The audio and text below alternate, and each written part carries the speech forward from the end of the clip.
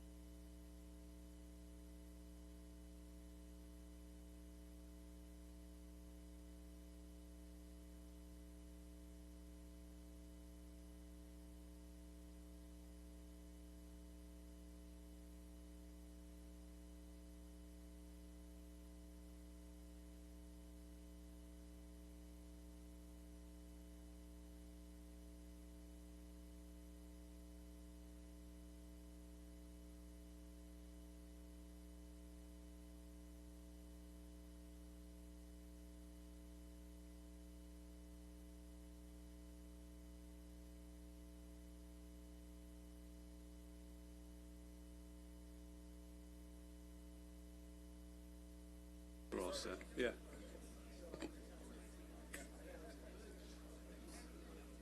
All right, ladies and gentlemen, we're going to call this meeting of the legislature to order, and we're going to ask Legislator Mazi Phillip to lead us in the Pledge of Allegiance. Please rise.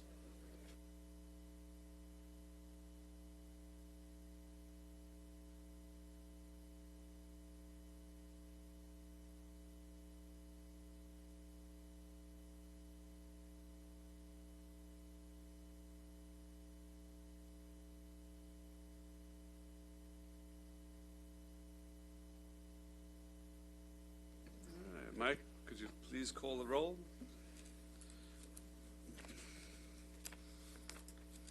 Thank you, Presiding Officer. Deputy Presiding Officer Howard Coppell. Alternate Deputy Presiding Officer Denise Ford. Legislator Sela Bino. Thank you. Legislator Carrier Salage. Here. Legislator Deborah Muley. Legislator C. William Gaylord III. Thank you. Legislator John Giuffre. Here. Legislator Mazi Phillip. Legislator Delia DeReggie Whitten. Legislator James Kennedy. Here. Legislator Thomas McKevitt. Here. Legislator Laura Schaefer. Here. Legislator John Ferretti. Here. Legislator Arnold Drucker. Legislator Rosemary Walker. Here. Thank you. Legislator Joshua Lafazan. Thank you, Josh. Legislator Michael Gian Gregorio. Here. Thank you. Minority Leader Kavan Abrahams. Presiding Officer Richard Nicolello. Here. We have a quorum, sir. Okay, thank you very much. Welcome to the meeting of the county legislature. We will be getting to the public comment portion in a little while. If you intend to partake in that, there are slips over here that have to be filled out and given to the clerk's office at this table over here, and we'll call you up in due turn. Before we get to that, we have a couple of items that we traditionally handle during the beginning of our legislative meetings. We have the top cop presentations and some points of personal privilege. So to start things off, it's our privilege to invite up Kevin Mullock, the Vice President of the Nassau County PBA, for a presentation. Hello, Kevin.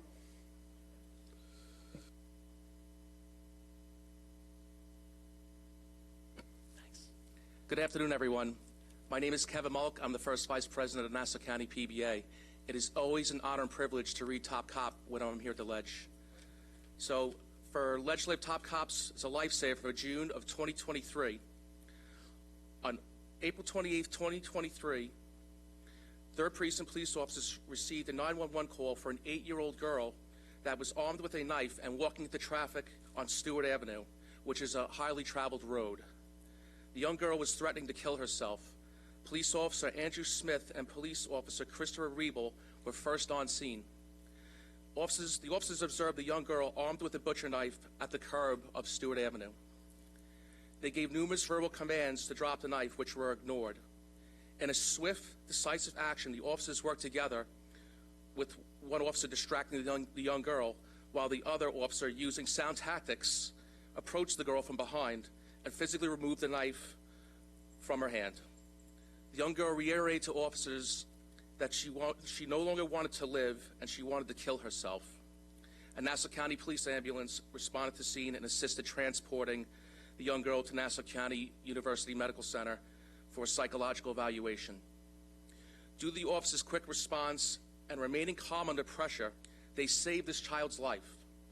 The Nassau County PBA is proud to announce police officers Andrew Smith and Christopher Riebel as the Legislative Top Cops of June of 2023.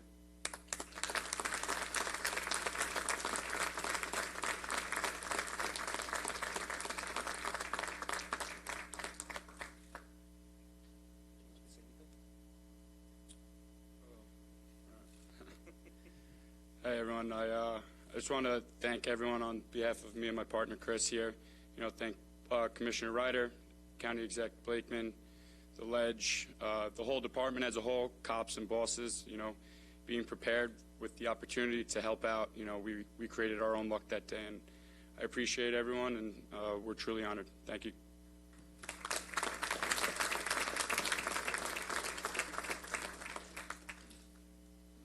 Hi, good afternoon, and just on behalf of Commissioner Ryder and the entire department, I wanted to say thank you so much to the legislature. You have always been unwavering in your support for this department, and as special as the actions of our members were, this is what we expect from them, and we know that the residents of Nassau County expect from them day in and day out. So thank you for taking the time for this acknowledgement, but you're seeing the best of the best, and we expect that every day. Thank you.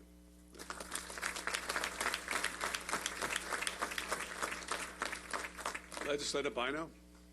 Thank you, Presiding Officer. Well, officers, I can't thank you enough. You really, you were grace under fire. I'm always in awe of the extraordinary work of the Nassau County police officers. But today, I'm really in awe of your precision, your compassion in the moment. You lived up to the exacting standards of your job. I have to tell you that I've been here 9+ years, and we've been doing this, I guess, maybe about 5 years or so. And this was one of the more blood-curdling stories that I heard. An 8-year-old young lady who was struggling probably under the pressures of all of today's issues. So while I congratulate you today for your extraordinary work, it is a clarion call for us as legislators and lawmakers and our commissioners of health and human services and the like to make sure that we really have programs that can undergird these communities as they struggle under the chronic stressors that are relevant and prevalent in our communities, especially after COVID. Our officers did an extraordinary job, and I thank God that they were there at the right time, because it seems as though if they had come just a little bit longer, the story may have turned out different. So may God bless you and keep you, and thank you for your service.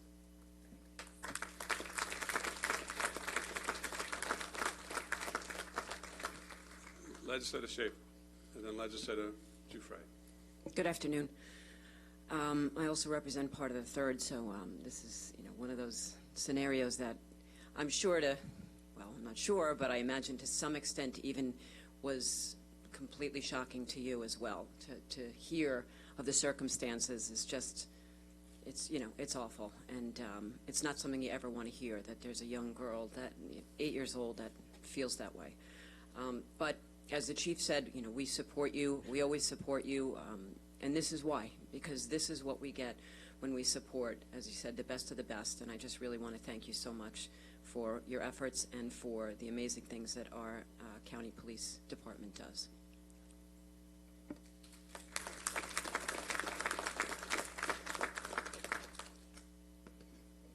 So the 3rd precinct covers Stewart Manor, my home village, and I just want to acknowledge that. You said something about luck and preparation. So my firm belief is there's no such thing as luck. Luck is when preparation meets opportunity. And you had an opportunity to save a life.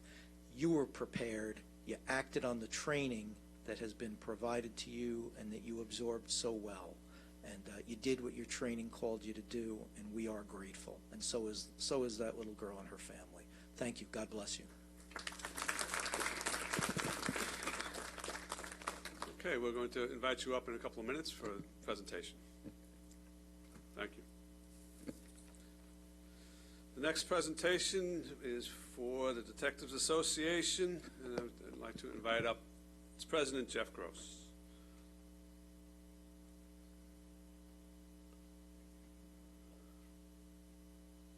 Jeff, before you speak, I know that this is your last meeting as the president of the DAI, and I wanted to say, on behalf of all of us, it really has been a privilege to work with you these years. The county and our residents are very fortunate that you've had that leadership role, and also that you've served so well in the Nassau County Police Department. You've always been a very strong advocate for your members, which we appreciate very much, and you've always had their best interest in heart. You've done an excellent job, so congratulations and thank you. Thank you very much.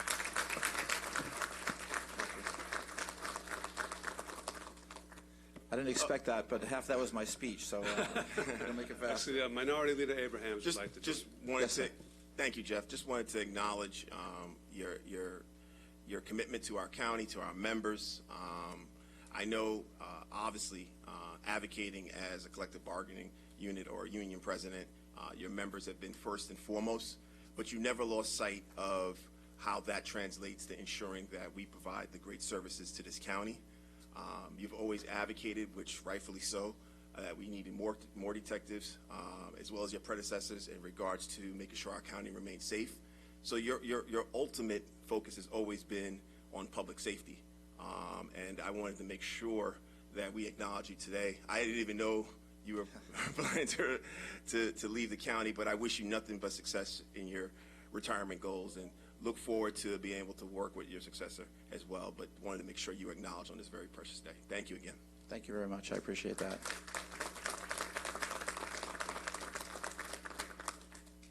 So I won't have to introduce myself, but I do want to thank the Majority Leader, Rich Nicolello, and the Minority Leader, Kavan Abrams, and the full legislative body for doing this each month. I think it means a lot to our members. It's great for morale, but it's also great for the public to hear exactly the difficult work that these guys do every day. And as the chief said, you know, failure is not an option for us. You know, we aim for perfection. We may not always get it, but we try for it. And these guys, you know, risk their lives every day, all the police unions and other public workers, and we appreciate the fact that you even recognize us. So thank you very much for that. But yeah, as you said, this is my last time addressing you as the president, and I just wanted to recognize, you know, I know the hard work that you guys do. Over the last couple of years, I've got to meet each one of you more or less in, you know, different depths, if you will. But you know what, I always appreciate the fact that you guys always listened. You may not agree with me or my predecessors on issues, but the fact that you sat down and you listened and you tried to understand or tried to get us to understand your point of view is invaluable. And I thank you for that, each and every one of you guys. I know a lot of the legislators are actually leaving as well at the end of the year. I wish you guys the best of luck too. It's not lost on me, the service, the public service that you get. I also realize that a lot of you, after a while, think it's a thankless job. And as a Nassau County resident, I have to tell you, it's not thankless. I appreciate the work you do. I know that most of what you get, 99% of it are complaints, and very few people come to say thank you. But I'm here, and my members are here to say thank you for what you do for us every single day. And you guys never lose focus for the residents, and you know, I see the battles that you guys have to go through, and again, it's not lost on me. I appreciate the work that you guys do. So for those who are leaving, congratulations, and I wish you the best of luck as you wish to me. And those who are staying, just keep that focus. Realize that, you know, you do make a difference. You don't hear a lot about it, but we make a difference on the street, and you guys make a difference too. And the fact that you put the residents first and foremost, even though it's not recognized or maybe felt by you guys, by a lot of us it is, but we're probably too silent. So as a Nassau County residents, thank you for what you guys do every day. Thank you very much, Jeff. We appreciate it. Okay, so today I'm here to honor members of the 3rd Squad, Detectives Thomas Daly, Mike Atraveria, and James Higgins. This really started on May the 31st. We had 2 suspects come in, or people come in from Canada into the United States. First, they flew from Montreal into Atlanta, and then they worked their way up to JFK Airport on June the 6th. The purpose of them coming was to scam elderly people, which we hear about this all the time. It's a very difficult case to get. A lot of people don't come forward with these cases because they're either embarrassed or, you know, not fully aware exactly what happened. But these people came in and they posed as bail bondsmen, and they wanted to collect money for the victims' relatives who were supposedly arrested. Since they came to Nassau County, they attempted $9,200 from a 73-year-old woman from East Meadow on June the 7th. But they had stolen $37,250 from an 86-year-old woman from Herrick's who believed that her grandson was under arrest. On June the 10th, that same 86-year-old victim, they managed to successfully get money from her twice. And on June the 10th, she went to the bank to make another withdrawal of $22,000. The bank people recognized her, and they called 911. The police responded. They called the squad, and Detectives Daly, Atraveria, and Higgins came and responded very quickly. They went back to the victim's house. They spent a couple hours interviewing her. They had her contact the suspects for a money drop, and they were successful in getting one of the suspects bringing the money to the door. That was Detectives Daly and Higgins, and Detective Atraveria actually got the getaway driver down the block. They were successful in getting all of the parties involved in this. They got a confession out of them. They recovered $27,128 from other scams that they had committed. They secured the money as evidence, and both suspects were charged with numerous attempted larcenies and larcenies. And these guys did a phenomenal job. The fact that they did it so quickly to locate the guys, to recover the money, and make the arrests on these cases, which they're not ordinarily solved as quickly or readily. And so the fact that these guys dropped everything, devised a plan, put it in motion, and were successful at it is phenomenal. So I applaud them. That's why they're Detectives of the Month. So.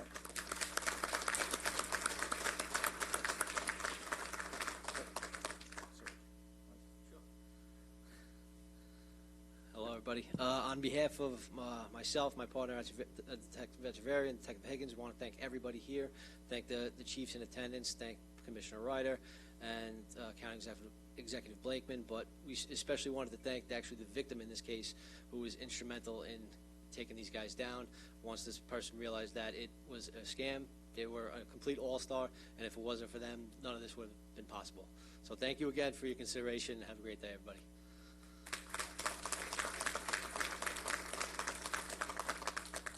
Commissioner, didn't know if you want to add a few words. Okay. I'll be brief, but if you've never had anyone in your life have this happen to them, I know everyone in this room can imagine what that's like to have someone that you love dearly preyed upon like this. And these detectives went out of their way. They did, again, what we ask them to do every day, to protect the most vulnerable people in our society. So they have my heartfelt thanks, and I know they have that of every person in this room here today. I commend them for their actions, and once again, we're here to serve the people of Nassau County in the best way we can. So we expect that from them. Thank you. Legislator McKevitt. You know, it's amazing the depths that some people will sink to try to go and take advantage of senior citizens. And as Jeff mentioned, you know, this has been going on a lot as of late. And I think, you know, one thing we do is we've got to get the word out there that if anyone suspects anything, to get you in charge, get you in control, because, again, you do such a phenomenal job. You know, one thing about detectives is, you know, you work behind the scenes, you work quietly, but this is really a great where you're cooperating not only with the victim, but with a bank employee who saw something going on as well, too, and you stopped it from happening. And we really need to do a better job on our behalf to get the word out there that if you try this in Nassau County, we're going to stop you and you're going to pay the price. So again, thank you for the work you're doing. Unfortunately, I think you're still going to be very busy doing this work, but I feel better at night knowing that you're in charge to stop this from happening in the future. Thank you for your service. Minority Leader Abrahams, and then Legislator Ford. I have a personal heartfelt thank you to you because my parents actually almost fell victim to this. They fall into the same demographic of some of the victims in this case. And I'm elected in office, and my parents received a call, someone pretending to be a bail bondsman representing the IRS. In this case, they weren't talking about arresting me, thankfully. They were talking about arresting actually her as part of her IRS in terms of back taxes. Now, as a senior, you would think my parents don't have back taxes, and at the same time, getting a call from the IRS, we try to educate our public that that call's not going to happen. Usually, the IRS communicates in different ways, but my parents were hysterical. I mean, they actually really thought that someone was coming to their door, to the degree I had to make a phone call in the county because they had indicated that the sheriff's department was coming imminently to arrest them. But this is something that, luckily, my mother had the wherewithal to at least call me. But this is something that is happening constantly. So your ability to be able to root this out goes beyond volumes. And obviously as a legislator for a portion of the area that I share with Legislator McKevitt for East Meadow, I know our constituents are very thankful for what you were able to do. So thank you again for your commitment to our residents and to our county. First, Jeff, I just want to wish you good luck in your retirement. Oh, I'm sorry. Oh, I'm sorry. I thought you were finished. No, I am. Howard asked me a question. You got me in trouble. Oh, okay, good. Yeah. But you're leaving with me. We're leaving with Jeff. We can't bear to be here without you. All right, I'll stay. But I do want to thank you also. You know, when you get to a certain age, you start believing anything. And I know that a lot of my residents, and like you, Kavan, family members, they get these letters, they get these phone calls, and they start thinking that this is something that's very, very real. And these people who do this are very sophisticated, obviously well-trained, well-funded. They're taking money left and right. We're dealing with some people right now. We recently had a senior scam program where they came out, and so many people came in to hear about how you could fall prey to scams, and it would be a great partnership with our police department, you know, so that we're being forewarned and trying to educate the public. And I have to say that I know that, like, you thanked the resident for working with you, but I think also don't underestimate your approach to this woman. You know, I'm sure that you were very kind, very compassionate, very understanding, and you were able to get her confidence. And I think that that's the most important thing, because you know what? When you, like, if you fall prey to something like this, you could be very embarrassed. You don't want anyone to know that all of a sudden you've given $3,000, $5,000, $8,000 to somebody, you know, because it's very, very embarrassing. So I'm sure that you actually handled it in the right way, so that this person felt very comfortable to be able to confide in you what has happened. So I thank you very much. And once again, Chief Palmer, like you said, you expect the best, you get the best. Thank you. Legislator Walker.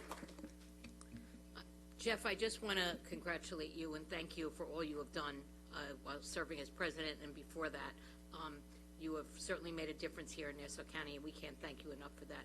To all of your detectives, this work and all the work you do day in and day out doesn't go unnoticed, and you truly are the best of the best. And I could tell you on a personal level, you know, we send out and notify our residents of scam workshops that we're going to have, and they can come and listen and know what they shouldn't do, what they should do. Yet I myself got an email, a text message, a phone call from TD Bank and telling me that someone tried to take $1,000 out of my account, and I somewhat thought it was questionable, but I'm thinking I have all these things on my phone and in mail, and speaking to someone from TD Bank, I actually reached out to Legislator Ferretti, because his wife happens to work for the bank, and he says, you know what, that itself might be the scam, and it turned out that that phone call and email and everything was the actual scam. So they ended up, TD Bank ended up closing my account out, and it was like right before Christmas, opening a new account, having to get new bank cards. You know, it just was a big hassle for me. Thank God nothing, no money was taken. I don't think they could have taken too much out of my account anyway. There wasn't much in there.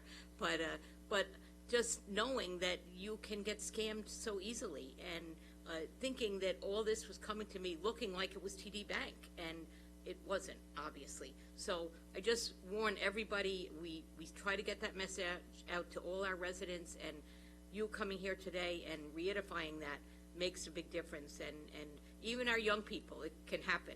And I know they're very savvy with all the technology, but it can happen to any of us. And we all need to stay on top of it. We all need to educate more and more of our public. And again, thank you so much for what you do day in and day out. And God bless you all.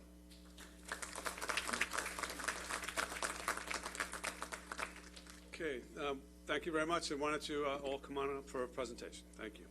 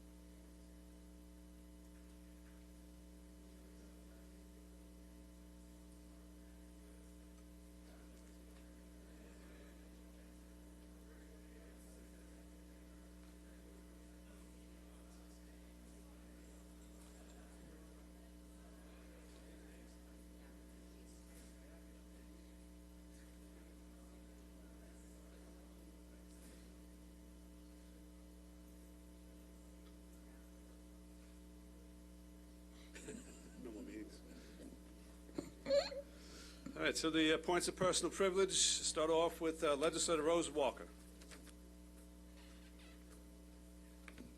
Thank you, Legislator Nicolello, and I would ask all my friends from Lutheran Church Charities Canine Comfort Dog Ministry if they'd come up with our beautiful, wonderful comfort dogs, Abraham and Beloved.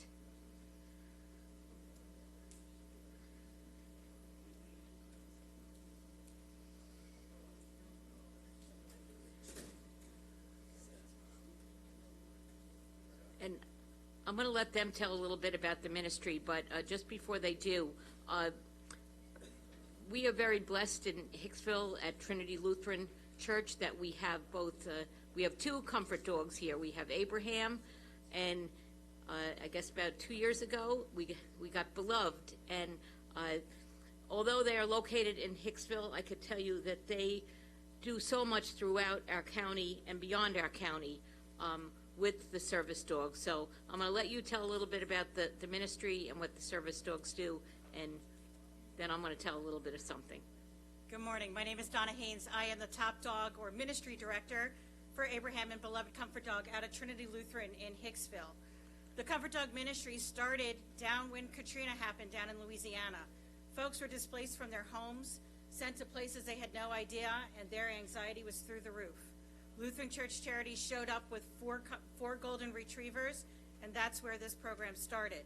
Today, there are 140 of these golden retrievers across the country, 27 states, and you have the two New York dogs here. We represent New York, and we're the only two here. There are 26 team members on our team. We're represented by 3 police officers. We have 2 retired police officers, NYPD and Nassau County. I also have a active duty Bay Constable to represent our police ministry, where we go to the 911 call center, the communications building. We've been to some of the police funerals and to some other events with those. I also have with us our veteran ministry. They represent the Marine Corps and the Army, and we've gone to the nursing homes, many of the military events that are in our communities. These dogs are in your community. They're in your nursing homes, in the hospitals, in the schools. We're all over. But when crisis happens, we have paws and boots on the ground in 24 hours. You've seen our dogs across the country because you've seen us respond to the towers collapsing in Miami, to the shootings that have happened across the country. That's us. And how do you know it's us? Because in many cases you've seen the blue hearts that people are signing. The blue hearts are there for the folks to give a message of peace and comfort to those victims and their families. But today I have a heart for something else. If you go to the communication center, we've presented the hearts to the 911 telecommunicators. After COVID, we had been there with them. They were on the floor crying with us, and so to get that stress out. But today, Rose, this is for you. Thank you. You've been a huge help and support to Trinity and our Comfort Dog ministry. Rose has self-appointed herself Grandma Rose, and we love her for it. We recently, with Rose's help, was called to a school because of a stabbing, a middle school. One student stabbed another. Now, we thought we were going there for the rest of the students. We found that we were there for the staff. They didn't get in the front door, and the staff were on the floor crying, just releasing the stress from what happened a few days beforehand. So thank you, Rose, for helping. And by the way, happy birthday. Thank you. Thank you. I truly cannot thank them enough. I tell you, during COVID, they were all over our county, wherever they were needed. And certainly I had actually reached out to the Roslyn School District after their terrible tragedy that they had a short while ago, and offered their assistance. And sometimes, they don't want it right away, but sometimes they'll call later. But what you did over in Lindenhurst just blew my mind, and the messages that we received back, that you received back, that I did from staff, from parents, from the children. But I think, the staff sometimes, they all try to hold it together. We say the same with our police department. They hold everything together, and oftentimes that stress gets to them in a worse way than they even realize it. And, certainly Abraham and Beloved are just four-legged angels on earth for all of us. So I thank you all the trainers, and I thank you so much for that beautiful heart. You made me cry, so thank you. And I, too, have a citation for all of you. We'll come down there. We're not going to make you all come up here. This is beautiful. Thank you so much. And we have a citation from all of us, signed by all of us in the legislature, because, like I said, you help each and every one of us in each one of our districts. And of course, Beloved and Abraham don't really care about a citation, so they have some toys to play with. So, we'll come down in a minute. You want to do these first, the others first, and then we'll go down? Okay. If anybody would...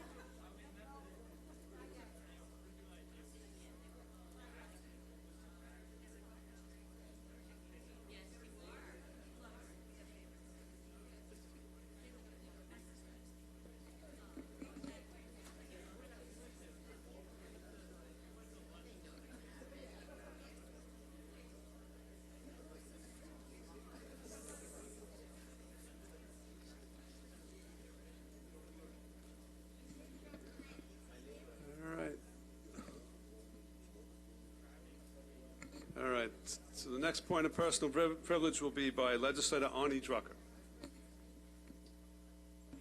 Thank you very much, Presiding Officer. Every year around this time, each of us up here are made aware of very exceptional students and recognizing them for their accomplishments. Today, I'm fortunate to have a few students from my district who deserve that special recognition. I'm privileged today to honor two distinctive, young, exceptional students in our community, Sabrina Gao of Syosset High School and Kevin Zhu of Jericho High School. These two recent grads were both recipients of the coveted and prestigious National Presidential Scholars Award. This award is provided annually to 150 qualifying scholars around the country. Both Kevin and Sabrina exhibited not only remarkable academic success throughout their high school careers, but they excelled outside of school by being extremely active leaders in each of their communities. Sabrina, among a litany of many other accomplishments, has founded the advocacy and support group Girl Pride International, which has quickly grown and helped many disenfranchised and less fortunate young women and girls, finding them educational opportunities, providing them clothes and meals, as well as resources to help them attain success as they grow. Kevin was a two-sport interscholastic athlete, playing on the Jericho volleyball team and co-captaining the tennis team, while also being a semifinalist in the National Student Poetry Competition and being a distinguished pianist.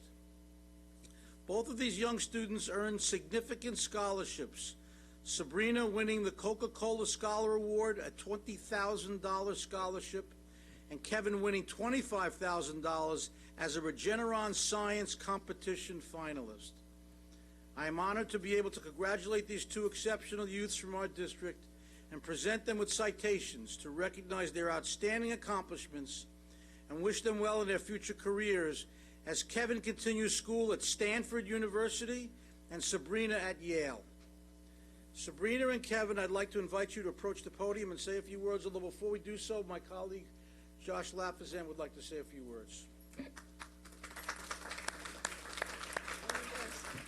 Thank you, Legislator Drucker. I have the privilege of knowing Sabrina for a while now, but before I talk about Sabrina, Kevin, the amount of talent you have in all these different realms, it's remarkable. Your future is limitless. Whatever you choose to dedicate your time to, you will succeed. Thank you for making our community proud. Congratulations to you first.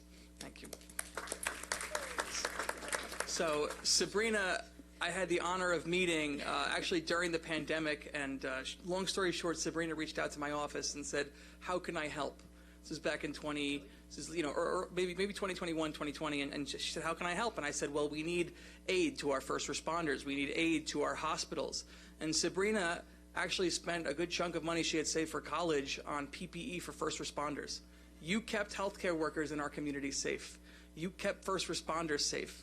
And you've continued that advocacy to take on issues relating to female empowerment and relating to community and population health, and I was so proud to write that letter of recommendation for you. Thank you for being one of the very best among us. I look forward to voting for you for president one day. Thank you.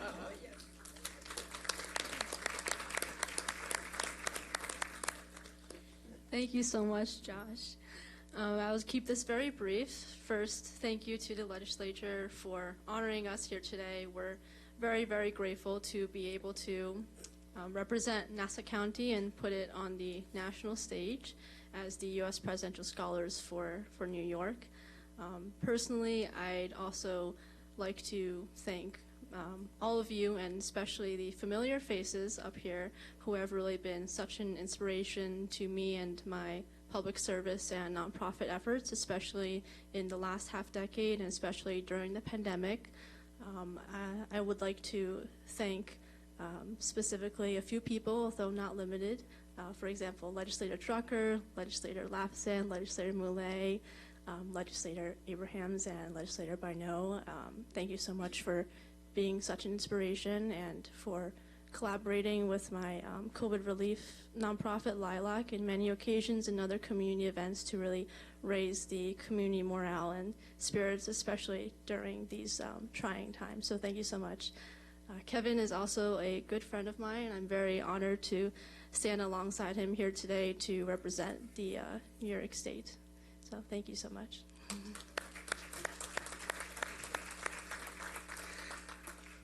Hi everyone, I'm Kevin. I think Sabrina summed up quite nicely how much we are grateful for the opportunity to be here and to represent Nassau County on the national stage. Once again, thank you to all of you guys for this honor and being here today. You know, I've grown up on Long Island my entire life, and with you guys' support and legislation, you guys have created an environment where we feel safe and lucky to have, you know, valuable education, make friends like Sabrina, and just set us up really well for whatever the future holds. And so I'm really excited to see what the future holds for us, and I'm really looking forward to coming back 20 years from now and to seeing what can be done.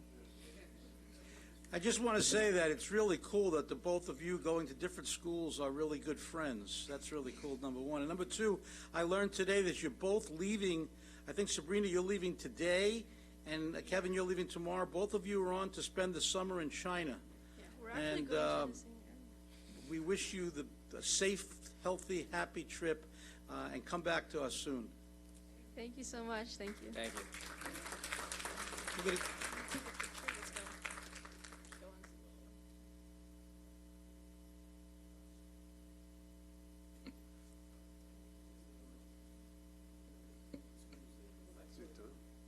You have one more? Okay. Thank you again, Presiding Officer. Today is a lucky day for me because I get to do it again.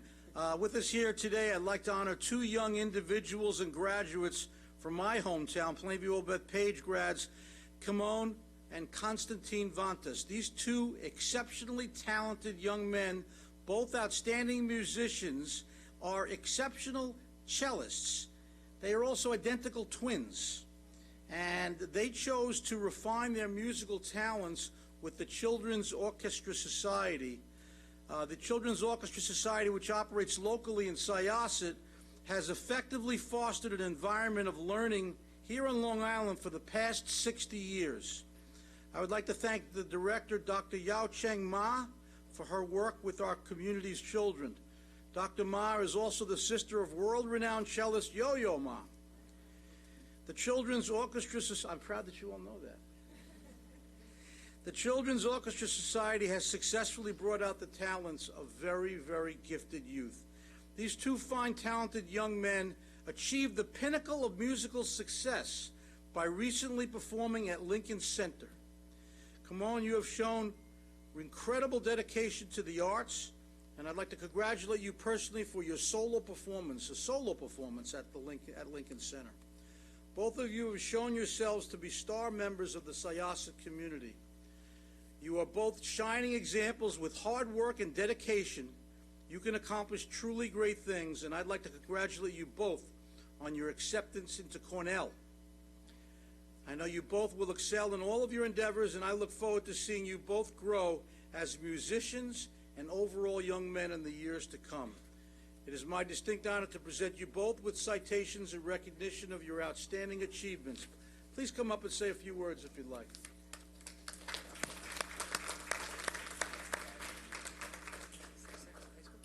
I guess I'll be brief, but I'd just like to say that we're honored and privileged to be here to receive this recognition, and just to thank everyone here, all the legislators, for just creating a community where all the young students and young people feel so safe to explore all their interests and receive such a quality education. It's really been invaluable in all our time here, and just thank you so much. I'll also be brief. I just wanted to say thank you to Legislator Drucker and the entire legislature for the honor of being here today. And as a Nassau County resident, it's really been important to have so much support in the music and the arts in our community, and how clear it is that it's something that our community values as a whole. And I'm glad that that's something we've had growing up and that we'll have with us for the rest of our lives. Thank you. And my colleague Josh Lapizet would like to say a few words as well. So who's your band teacher at Syosset? We actually go to POB JFK. Oh, you know, at JFK. So I was last chair, alto sax. So I wasn't very good, and I wouldn't be up here. What I'll say is, having gone to Cornell, the musical community there is one of the best in the country. Please continue to keep in touch. We look forward to many, many years of success, and your future is limitless. All right, enjoy Ithaca. Stay warm there. Thank you. Thank you so much. And I, too, would just like to congratulate, I'm over here, congratulate you both and wish you the very, very best. I represent a very small part of Plainview-Old-Bethpage, but it's still part of my district, so I want to make sure that I thank you so much. I know your parents and your grandma is here with you today, and how proud they are, not just us, but they are so extremely proud of you. And, you know, when you become a grandma, you're even extra proud of your grandchildren. So God bless you all. I wish you the very, very best in Cornell.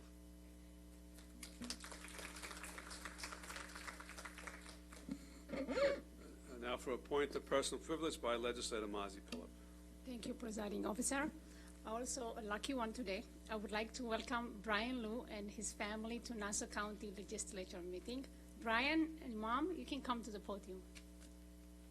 And also your sister. Brian, when I heard about your amazing accomplishment, I wanted to invite you and honor you, and I wanted to my colleagues to know how amazing you are. It's gives me great pleasure to honor and recognize the amazing accomplishment of Great Neck Middle School student Brian Liu on his significant achievement of advancing to script National Spelling Bee at only 11 years old.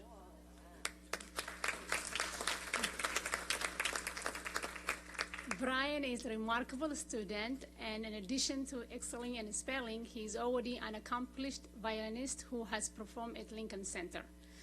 Brian prepared for the spelling bee competition by dedicating hours to studying every single night, in addition to his already demanding schoolwork. Brian qualified for the National Spelling Bee in March when he defeated 47 other student participants in Long Island finals that went on for more than 4 hours. The winning word for him was Bolognese. Did I say that correct? In the National Spelling Bee, the participants are not only asked how to spell any word in the dictionary, but also how to recite the definition of any word from the dictionary. Brian advanced through 6 different rounds at the national and was up against participants from all over the United States and the world. I am so proud of you for putting yourself out there against other participants and staying calm and strong during competition. Brian, congratulations. We are so proud of you, and I know this is just a start for you. You would like to say anything?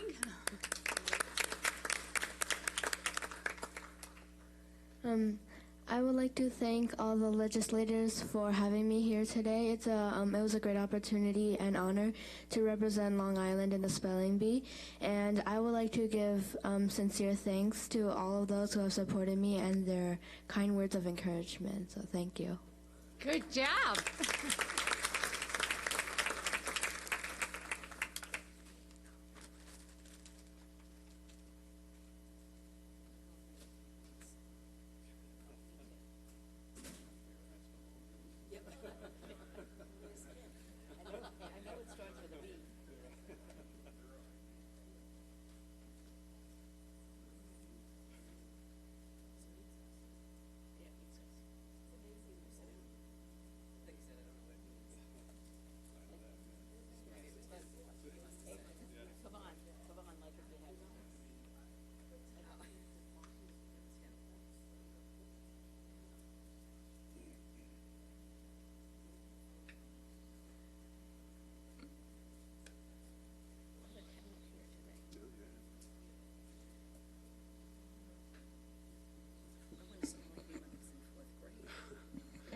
All right, so the next part of our meeting is for public comment. And our first speaker is Dominica Califano.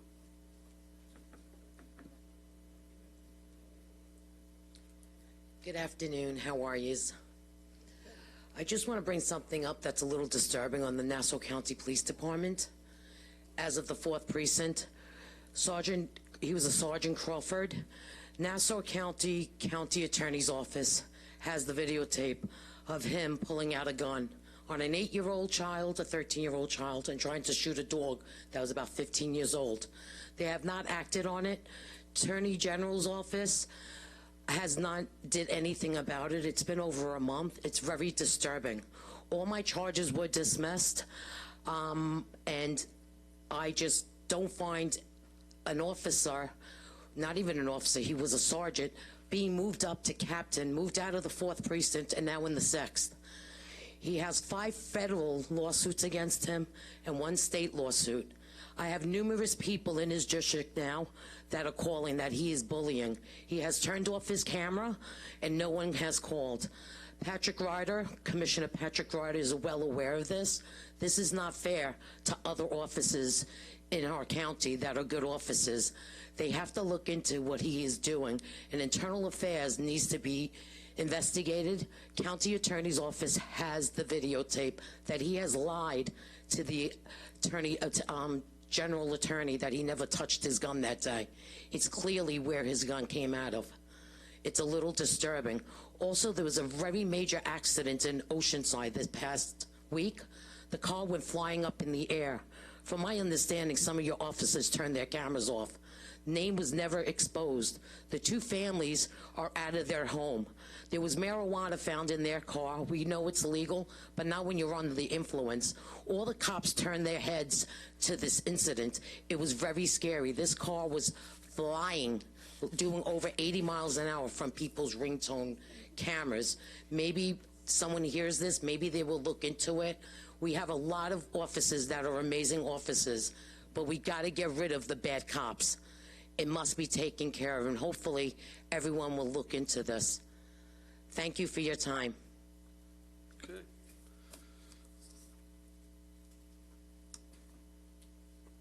Corinne Kaufman.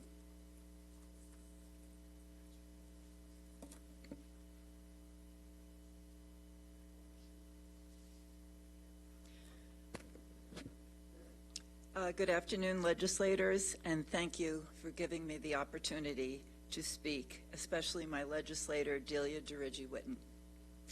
Today is the third time I've had this privilege to speak with you. It is over 7 months since the loss of our 19-year-old granddaughter, Paige Grace Gibbons, age 19, due to fentanyl poisoning.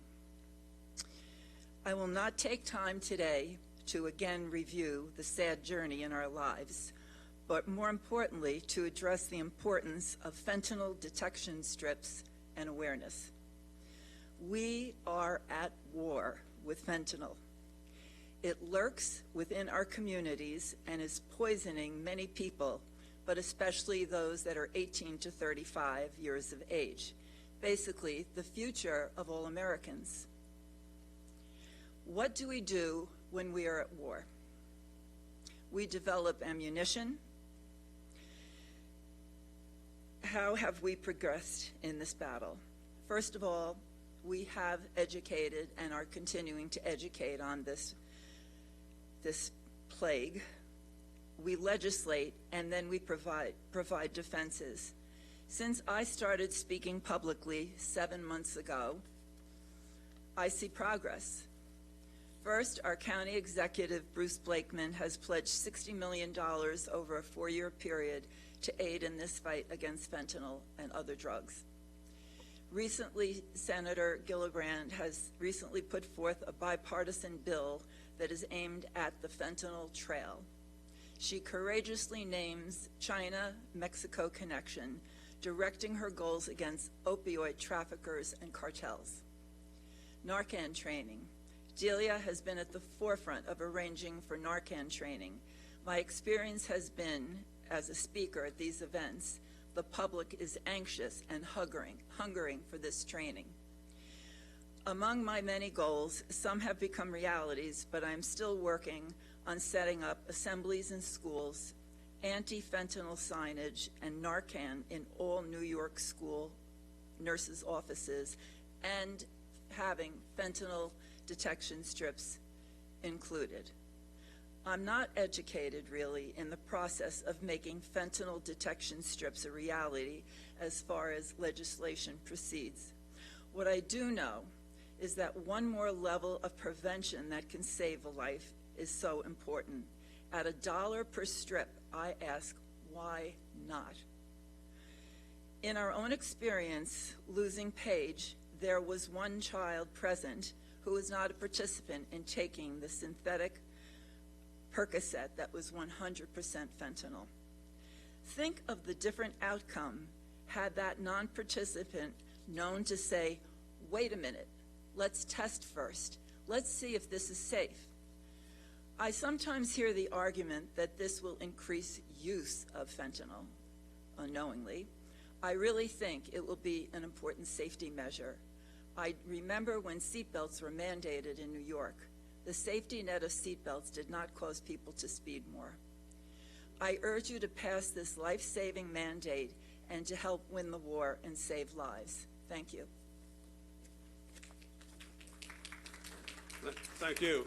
Legislator Dirigi-Witten. Corinne, just before you sit down, again, I just have to state on the record how impressed I am with you and your husband and your entire family, with how quickly you've been able to become advocates. Just within 2 months' time, I mean, most people couldn't even say the words, but you were out there, and you, I believe already you have saved lives just from your awareness. And I concur with you. I believe that we should at least have a hearing on the strips being included in our Narcan kits. We have an audience that comes to those trainings that really want to help and really want to learn. And there are many supporters that at first were a little bit concerned, but have now turned and are in support, including Dr. Jeff Reynolds. So I can't see the harm in us holding a hearing regarding this piece of legislation. And I just, not to add, but what you're saying also, I have to say, had somehow someone thought or knew of the strips with Paige's situation, it definitely would have been detected because it was 100% fentanyl. The only time that they're concerned of it not being detected is if it's somehow in the middle of the pill and doesn't come into contact with the strip. But the odds of that happening are so minuscule, in my opinion, compared to the benefit of saving even just one life. And again, I am in awe of you and your family and your strength and your commitment to help others and give your beautiful granddaughter Paige, who's 4 months younger than my daughter and looks a lot like my daughter, so I have a very hard time but again, you're giving her legacy, such an important value, and we're all very proud to be part of it. So thank you. I have faith that we're going to have a hearing soon. I hope that I have encouraged you to consider this again. I can't see the downside in having a hearing, so I request it, and I would love to have it. If anyone would be willing to help us get this on the calendar, I'd be personally grateful. So thank you. Very good. Thank you very much. Pearl Jacobs.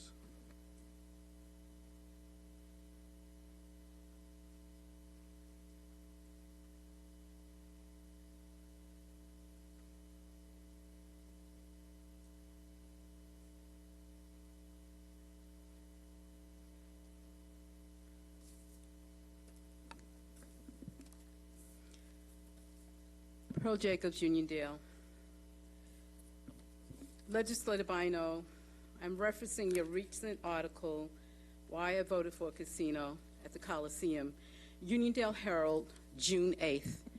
Why are you providing an explanation of your constituents to your constituents post-lease transfer vote? You stated as follows: to get the pulse of the community, you met with the library, the fire department, the Nassau County Land Bank, and other key stakeholders. I consider every taxpaying resident a stakeholder.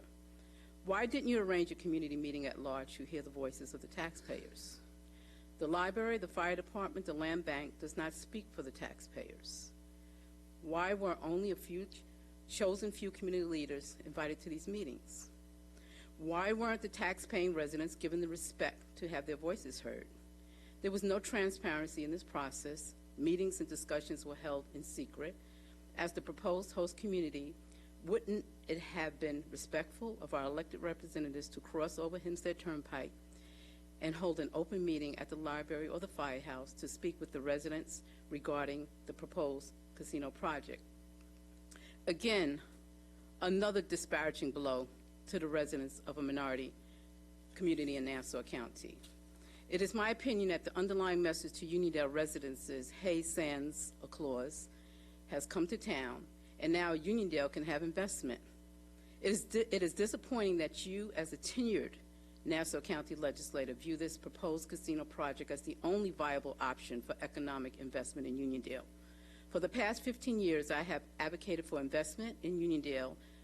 Now that Uniondale will be the host community for the proposed casino project, we can now receive investment, not from our county or town, but from the Sands. Every investment that came to Uniondale had to be hard fought for. The Uniondale Streetscaping Project took 10+ years of strong advocacy before it came to fruition. In order to get Jerusalem Avenue repaved, the Nostrum Garden Civic Association had to launch the Nassau County Segregated Roadways campaign. And you know what? We still cannot get our streets swept. But don't worry, Uniondale. Santa Claus will make everything right for Uniondale. The question is, why hasn't Uniondale received its fair share of investment? Uniondale homeowners, just like every other homeowner in Nassau County, pay the third highest taxes in the country, yet Uniondale receives no investment. Why is that? It is no secret that Uniondale is a donor community, where Uniondale's tax revenue is diverted to other zip codes in Nassau County, and Uniondale is left to languish. But don't worry, Uniondale. Santa Claus will make everything right for Uniondale because Uniondale will be the host community. And we are supposed to feel special that Uniondale will be the host community of this proposed casino project.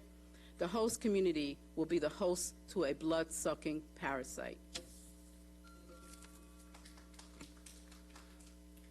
Legislator Bino. Ms. Jacobs, I don't want to make this a back and forth session at all.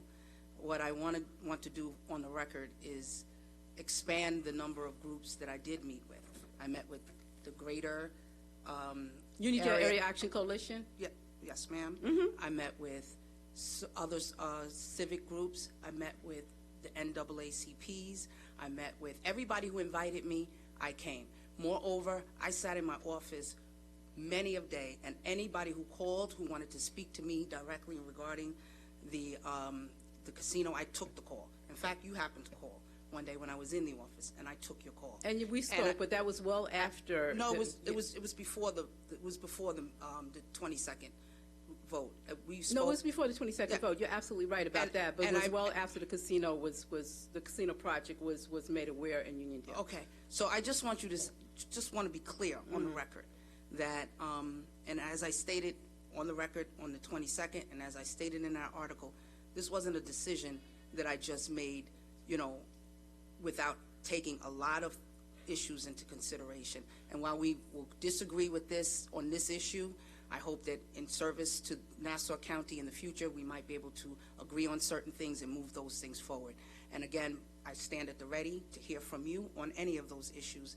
I'm available, as you can see, via phone, and I've met with you before prior to this, and I will continue to meet with you and hear from you. So I just wanted to share that with you on the record. Thank you and have a good day. And thank you very much. It's not going to be a back and forth, but I do want to make a statement on public record that County Executive Blakeman was invited to Uniondale. He never responded. He never showed up. I can't speak for County Executive Blakeman. And then also my question to you, which I had in here in my statement, was why wasn't a community at large meeting held for the residents of Uniondale, the tax-paying residents of Uniondale? So we can have that conversation, but quite frankly, Ms. Jacobs, I have to tell you, we were at a disadvantage to an extent that we were getting information almost up to the last minute in the lease. I was not the resident expert to come into the community and have that discussion at the time to which you would have probably liked it. But again, I stand at the ready to continue the conversation. I stand ready to hear from you in whatever method of communication you feel most comfortable interfacing with me. And again, thank you and have a good day. Also, yes, and before I leave, so we're doing a back and forth, and I don't want to do that. Not about the casino. It's not about that. I did mention that we can't get our streets swept, and we really can't get Uniondale Avenue swept. Maybe you can help us out with that. That would be the town, so I will call the town. Well, it's Uniondale Avenue, which is the county road.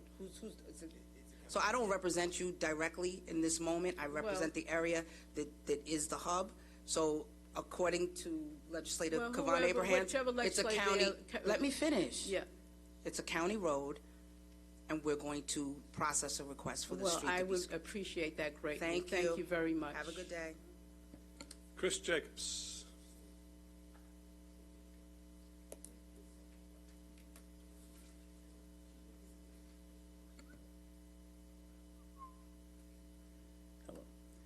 Good afternoon, Chris Jacobs, Uniondale, New York.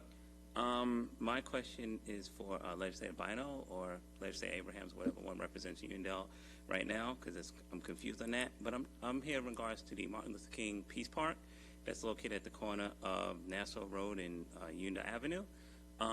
Back in May, I think it got hit or something like that. It was a car crash or something. And for the past month and a half, it's remained in disrepair. The fence is still missing. I go to Sun State every day to commute. Legislator Abraham, you know about it because back in 2021, they had the renaming for the Cantoneses there. So whichever one, I know Legislator Bino just said to my mom that she doesn't represent Uniondale yet, but I was told that they voted for the redistricting maps. That's when they took into effect. So I'm thinking that she is the representative, but whoever it is. But basically, just want to say that hopefully Nassau County can get to fixing the park as soon as possible. because a park representing Martin Luther King should not be left in disrepair, and it's an eyesore, and it's not reflective of who Martin Luther King was. Thank you. Yes. Yes. How are you, Chris? Hi. How you doing? I hear a lot of back and forth, which I'm not sure if it's done with malintent or maybe it's just, inquisitive thinking. Mm-hmm. Legislator Bino has always been a legislator for Uniondale. No, I'm not talking about that. I know. No. The northern half, I know. But when you said in your comments, and maybe I misinterpreted, I don't know who's the legislator for Uniondale. Y'all have to figure that out. Something to that degree. Yes. It gives the impression that she hasn't been the legislator for Uniondale.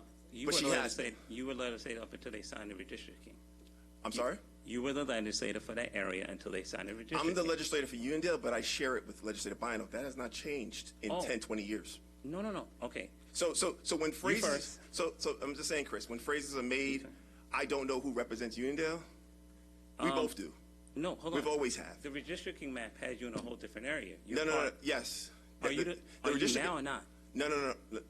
Maybe you're a little confused on what I'm saying to you. Okay. So as of today, Legislator Bino and I both represent Uniondale. Yes, we both represent Uniondale. The northern half or the southern half? Sir. Go ahead. Nostrand Gardens, if I understand it, represents all of Uniondale. I didn't know it was segmented into certain parts. Yeah. So Legislator Bino and I, we both represent Uniondale. As of today, the redistricting map that you're referring to goes into effect in January. Oh, because I was told this took effect the night that Blakeman signed it. No, it did not. Oh, so you're a representative now. Again, I'm going to try this. I'm going to try it for the third time. I like you, so I'm going to try again. I like you too. We both represent Uniondale. Okay. Yes. As of today, this moment at 2:35 p.m. Okay. We both represent Uniondale. Okay, so I ask you too. Which one of you, or maybe you could put it together to fix the park? I just need that park fixed. It's an eyesore. The fence is missing. So I know both. We can work. You can work with my office. We'll make sure. We are aware of it already, but obviously give us a call, and we can definitely work with your office to ensure that the fence. Well, I just want to fix. I don't understand. I mean, I'm getting along with you very nicely, and I'm not trying to have the same relationship that my mom had with you. I'm speaking very matter-of-factly. It has a missing fence. It's always desecrated all the time. And once in a blue moon, the Nassau County come and clean it up and things like that. It's just that when I go to Southern State every day to do my commute, I see the fence missing, and I'm like, that's not very indicative. And people always ask me, they say, why does your park look like that? So I'm just speaking on behalf as a citizen. So I hope you and Legislator Bino work together, or whatever one represents you. I know both of you do now. So I know the district map, some say it's in effect, some say it's not. I was told it took effect. That's why they have all these different elections. So just can you fix the park for me? Thank you so much, and have a great day. You too as well. Thank you. Susan Hanson.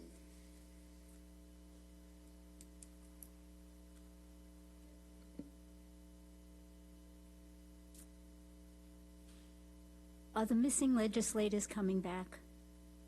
They will at some point, but you can go ahead with your remarks, please. Well, I'd like to have as many here as possible before I begin. Well, yeah. I mean, time is going to start running, so I would suggest you start now. I don't even think you have a quorum. Oh, ma'am, your time is running. I would ask you to make your remarks, please. Okay, well, I would ask my time to begin from the beginning. It's running, so start. Can you please reset the clock? No. I'll tell you what. Well, I'll give you a little extra time at the end, but it's only going to take 3 minutes. I've timed myself, but I do want to make a point to say everything that I have on my paper. Ma'am, would you go ahead and speak, and then we'll... Okay, thank you. I'm here to bring to your attention an issue which directly impacts Nassau and all counties in the state of New York, and quite frankly, the country. A group known as New York Citizens Audit has obtained voter registration and election data from the New York State Board of Elections via the Freedom of Information Act. They have done extensive analysis on this data and have uncovered what appears to be very significant and troubling anomalies. Your counterparts in Suffolk County, as well as other New York State, county, and town government officials, have been notified. The response has been mixed, but as of today, no meaningful measures have been taken to address concerns. The following statements are my own and are based on my understanding on what has been uncovered. There is one basic, glaring, fundamental, and irrefutable problem that would render New York State elections uncertifiable. The law requires that one, let me repeat, one state voter registration record be maintained for a legally registered voter. The reality is that multiple records can and do exist for many voters. This is a violation of election law. It should be noted that a status associated with these records can be active, inactive, or purged. That may appear to be a technicality to some and not necessarily a violation of the law, but let me assure you, maintaining multiple records with different statuses is not the same as maintaining one record that is legitimate, particularly when multiple records for the same registered voter can contain voting history that may or may not match, particularly when you cannot verify that only one record was used to count a legitimate vote, particularly when you cannot examine the source code of how the votes were totaled because the code is considered proprietary, particularly when voting machine software can be updated just prior to elections that may or may not contain logic changes, particularly when the New York State Board of Elections co-executive director, Kristen Zabrowski-Stravinsky, has notified all county board commissioners and directors, and without naming names directly, claimed that the New York citizens' audit information is baseless and a distortion of the truth, without contacting the group directly. I would urge all New York residents, and this legislative board in particular, having oversight of the county Board of Elections, to go to the website auditny.com and evaluate the findings yourself. And please contact the founder, Marley Hornick, for further details. Thank you. All right, thank you. Mina J. Maraday. Presiding Officer, just as Ms. Maraday approaches, I just want to make sure and remind the public that though you may see members of the legislature vacant from their seats, sometimes they get called away to speak to our legal staffs or financial staffs. There are microphones and there are speakers in the background, in the back caucus rooms, where they can hear every single word that is being said on the floor. So they are not missing your comments just because they're not physically present in their seat.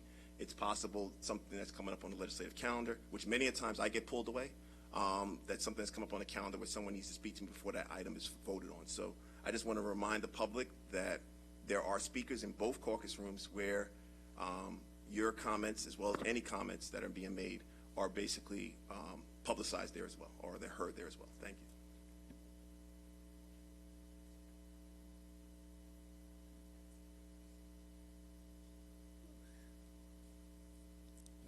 All right, where does one begin? All right, good afternoon. What brings me here on a regular basis, because the crowds are not here. I guess the Sands investment fund kind of like ran out, or they got what they needed from the people, half of which did not live in Nassau County but purported to support what was going on here. Very disconcerting, but I do want to, as someone said to me before, start out with the good stuff first. I want to recognize Legislator Dirigi Whitten. I appreciated the fact that you stood strong with your conviction and your opposition of the casino, which is going to be disastrous to this county and the residents. I appreciate that. I would have been very interested, unfortunately, the minority leader had to recuse himself, to hear his discussion point with regard to the casino. Don't really know how he felt about it overall, but I appreciated what his stance was when it came down to the segregated maps that we now have to suffer under.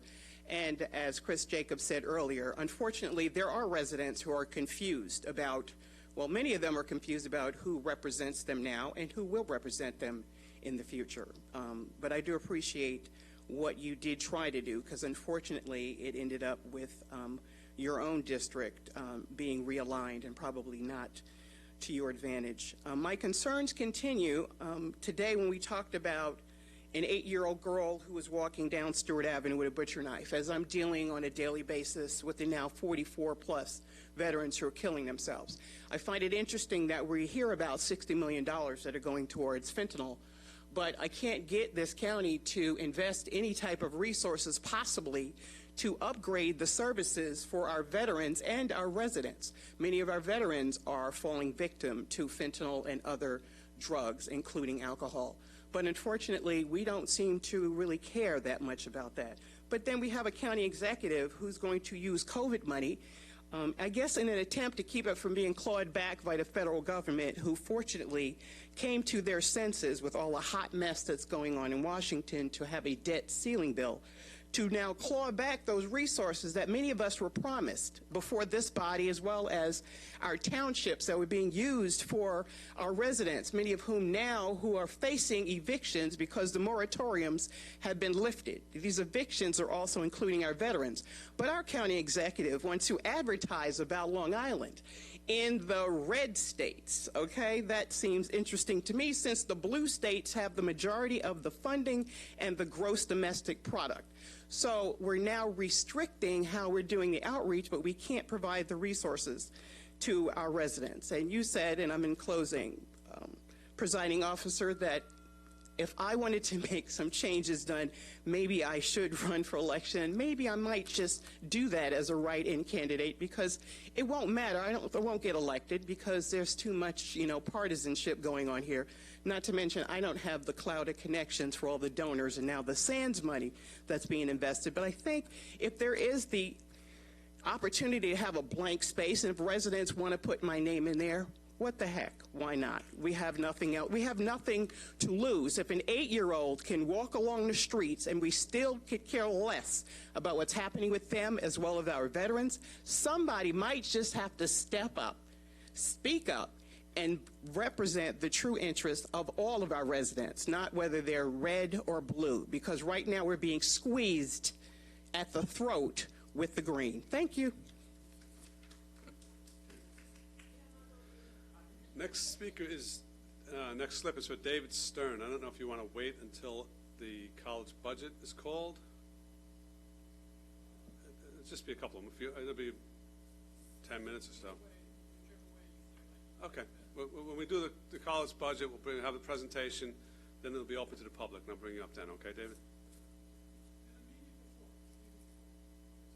You want to do it now? Yeah. That's fine.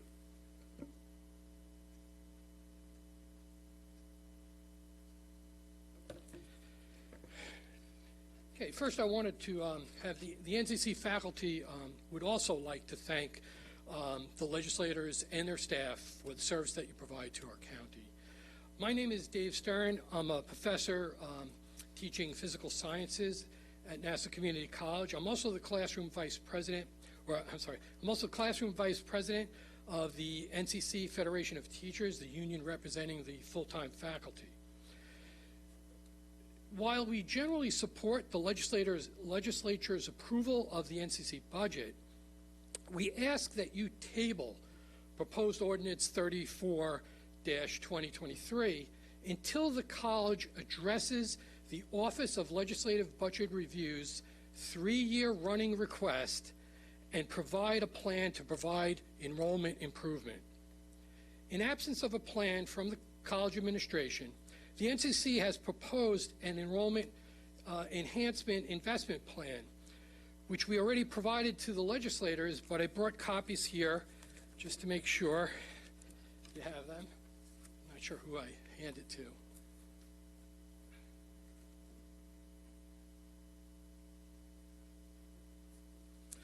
Our plan asks for the county to use less than 2% of the over $300 million unspent federal COVID DARPA funds to hire 66 new faculty in high-demand areas such as nursing, healthcare technologies, animation, cybersecurity, engineering technology.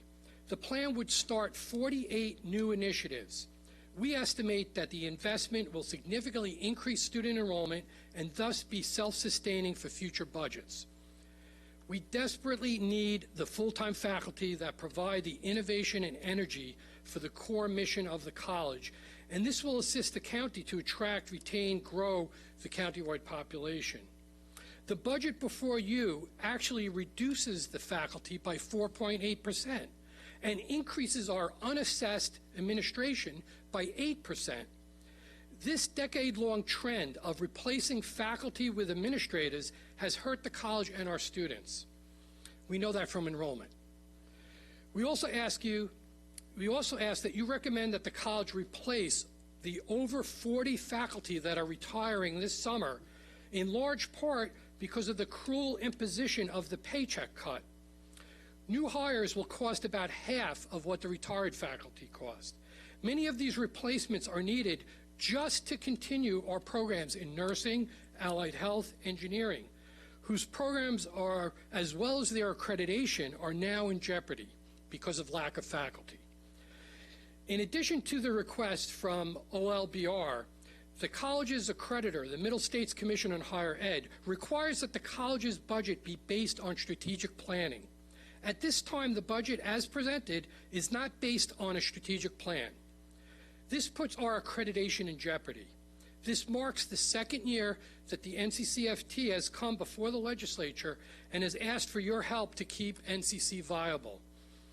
We know that each one of you have expressed your support for NCC, and we greatly appreciate that. But we need your action today. Please table this item until enrollment management plan is provided by the college. We also ask that you specifically request that the administration work collaboratively with the NCCFT to finalize such a plan. We're willing to do it. We trust that you share our belief that a great county deserves a great community colleges, and we put our faith in your desire to make NCC a success. Thank you. Okay, thank you, Dave. Marie Remus.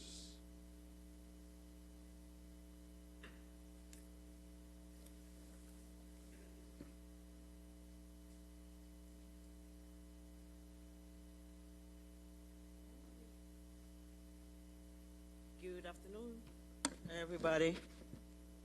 Ms. Delia, I want to thank you from the bottom of my heart for your vote last time. To me, you truly represent your constituent, and I can tell you were not bought by the money. You were not. And for that, you will go much, much, much further later on, because eventually people will judge all of them. Thank you so much. I did appreciate it. I meant to call your office, but I was kind of busy. I do apologize for that. Thanks again. Ms. Bynum, I am still waiting for your phone call. I called your office. I spoke with your assistant. He reached out back to me. He sent me the editorial you did for Stan, and that's where we were, and I gave him the time that I will be available, and I'm still waiting for your call. Well, since I'm here, you said you waited what happened before you voted. I don't buy it, because you could do it like she did. That's one. Number two, 1 week you put an editorial to say why you voted for Sands. The next week you have another one talking about you guys want to give NYU Langone a hospital at Nassau Community College. Now, how big is Uniondale? How big is Uniondale for you guys to want to put everything there? How is it going to work? How are you going to put a hospital there? We got Nassau hospital that's already have problem. You guys are not putting no fund there to help the hospital that's helping the poor. And now you guys want to hospital here, casino here, in Uniondale. What's going on? What's going on? When people come here, you feel at loss because you're just speaking and people are looking at you like you come from a twilight zone. And later on, none of you go to call people back and talk to them. You said you spoke with some groups in Uniondale about the casino. But however, when there is election, you guys send the card to every household. So when Sen came, why didn't you guys do that? Because you do know there are things that was doing under the table. That's what it was. Next, Sen now coming like he's a savior for Uniondale. However, now they're talking about tax break. I want any one of you, whenever you can, to let me know how the tax break is going to work for Sen. Because if they're going to get tax break, then the money that they're giving us is going from right to left, and nothing will be left. If they come as a savior don't look for payback. It doesn't go like this. So if any one of them will have the decency to let me know, how is it that after you send the list, that's when they're talking about tax break, then I will appreciate it. I will appreciate it. I want to know where the tax break is going to come from. Where is it going to come from? I thought they come to save us. What's going on? Legislator Bino. Hi, good day, ma'am. Good day. Good day. So yes, we did call you back. No. And you gave us an opportunity to call you back the next day at 1 p.m. Unfortunately, I was unavailable at 1 p.m., so we offered instead of speaking with me directly, that we would send you the editorial, which hadn't even been printed at that point. But to the question regarding taxes,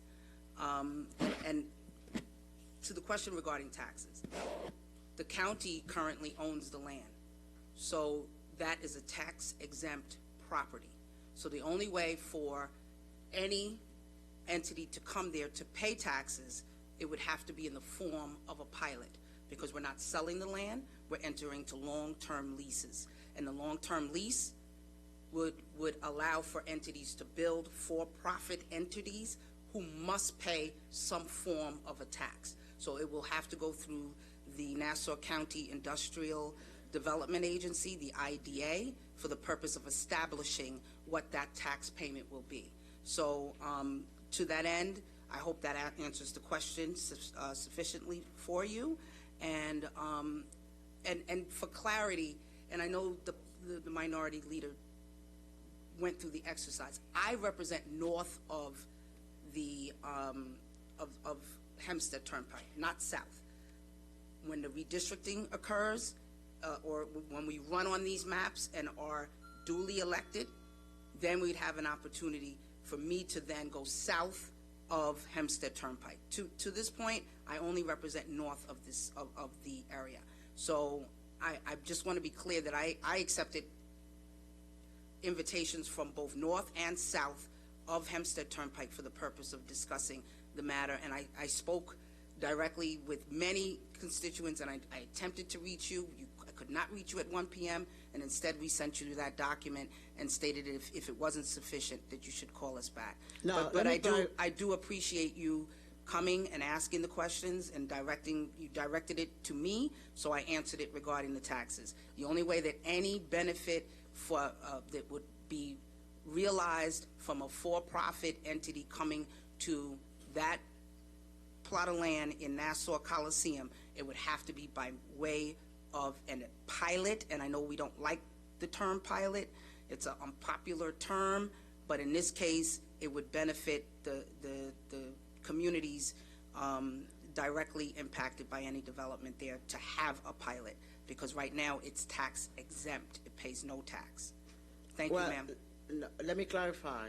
When I spoke with your assistant, he told me that he was going to send me the editorial and what time I will be available to speak with you. I told him 1 to 2. That's the time that I went to lunch. That's the last time I heard from him.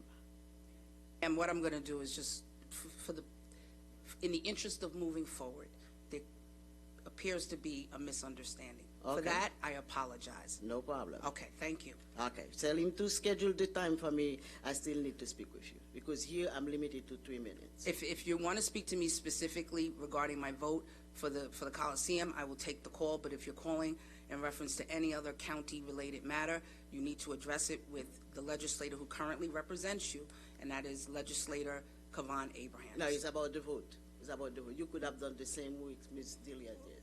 Okay. Thank you. All right, that concludes the public comment portion of the meeting. I'm going to put the legislature in recess. We're going to call the Rules Committee now. Michael, could you call the roll on the Rules Committee?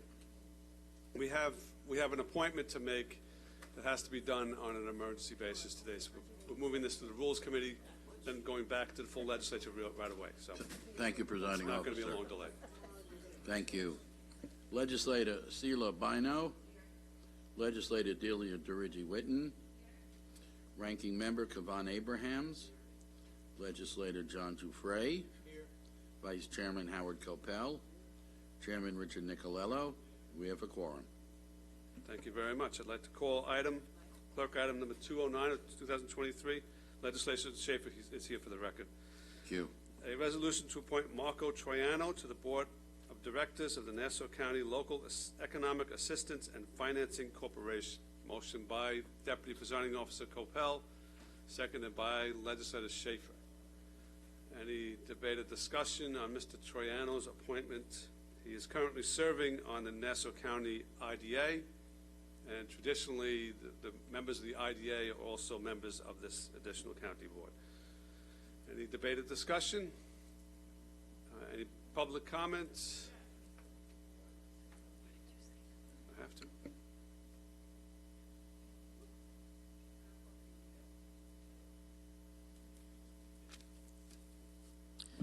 Yes, Presiding Officer, you mentioned, I know, is this the emergency item? It is. Okay, and I'm just curious as to why is it an emergency? And for the public, for those of us in the public who never know who's what, who's connected to who's paid how much money into, anybody's campaign, could you give us a little bit more information as to, is this kind of a clarification that he should have been on this corporation? What is the purpose of this? Because it says local economic assistance when we still have diverse businesses that are going under. So who's assisting who economically, and who's providing any type of financing, again, to these diverse businesses who cannot seem to catch a break in Nassau County if they're not, the right party or the right affiliation or the right familial relationship? Anybody? Somebody? Okay, I was corrected. It's actually not an emergency. It was actually properly noticed. But again, traditionally the appointees to the IDA are also appointed to this board, and this board, I believe, has an opportunity to. Well, if you don't know and I don't know, okay, because if you knew, you'd be answering. I'm just saying. I'm drawing a blank at the moment. No worries. I'm just asking the question. You said it was an emergency initially, so I'm just trying to understand what the urgency is, because I'm trying to get some economic assistance for many of these businesses that are going under.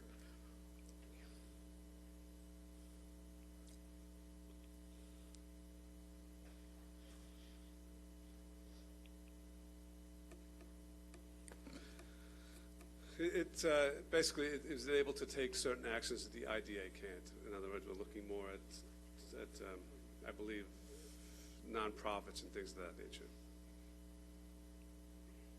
But the representatives on the IDA who have a certain responsibility are now the representatives on this local economic and assistance finance corporation who handle other aspects. It just seems to me, again, that we're going into that whole kind of, I don't know, I guess double dipping is the wrong word, but the lack of diversity continues to just like smack really dangerous when we talk about the amount of money that's coming to this county that's not going to all of the residents. Pearl, am I right or am I wrong?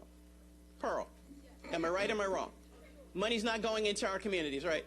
Okay, good. I just need to get my own confirmation, from my team as to what's happening, what's not happening in Nassau County, especially if residents step up here and they make it seem like some of us who come here on a regular basis as if we want to complain, as if we really want to be up here and not out taking care of our families or taking care of the things that we need to do in our communities as we notice the decline in our communities and the revitalization in others. So I'm again, still a little concerned that you have representation that does not represent all of the residents doing dual roles on separate entities. I'm still asking for some clarification on that from someone.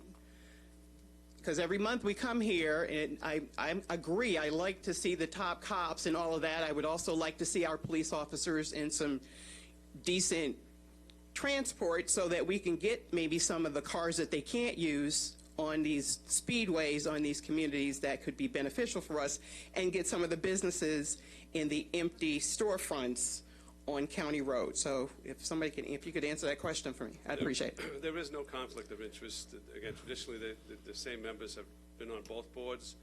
The two boards complement each other, as the IDA handles for-profit businesses. The Local Economic Assistance and Financing Corporation really does nonprofit, charitable, and that type of thing. So they complement each other. Traditionally, this is in Nassau County and throughout the state. Members on either are serving both boards. And do they offer any type of annual report? Do they have do they have their own website? There's a website we can give you for this branch of the IDA, and they do a financial report each year. So they do a financial report and they highlight the organizations that they have supported, the nonprofit, Yes. the for-profit organizations, the community having economic impact for the communities that are being served? I don't know exactly what goes into that report, but they do report on their activities each year. I see. Okay. Well, if somebody can give me the information, I would greatly appreciate it. Okay. Thank you, you. Mita.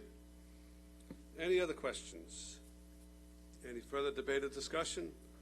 All in favor of the voting for the appointment of Marco Troiano, signify by saying aye.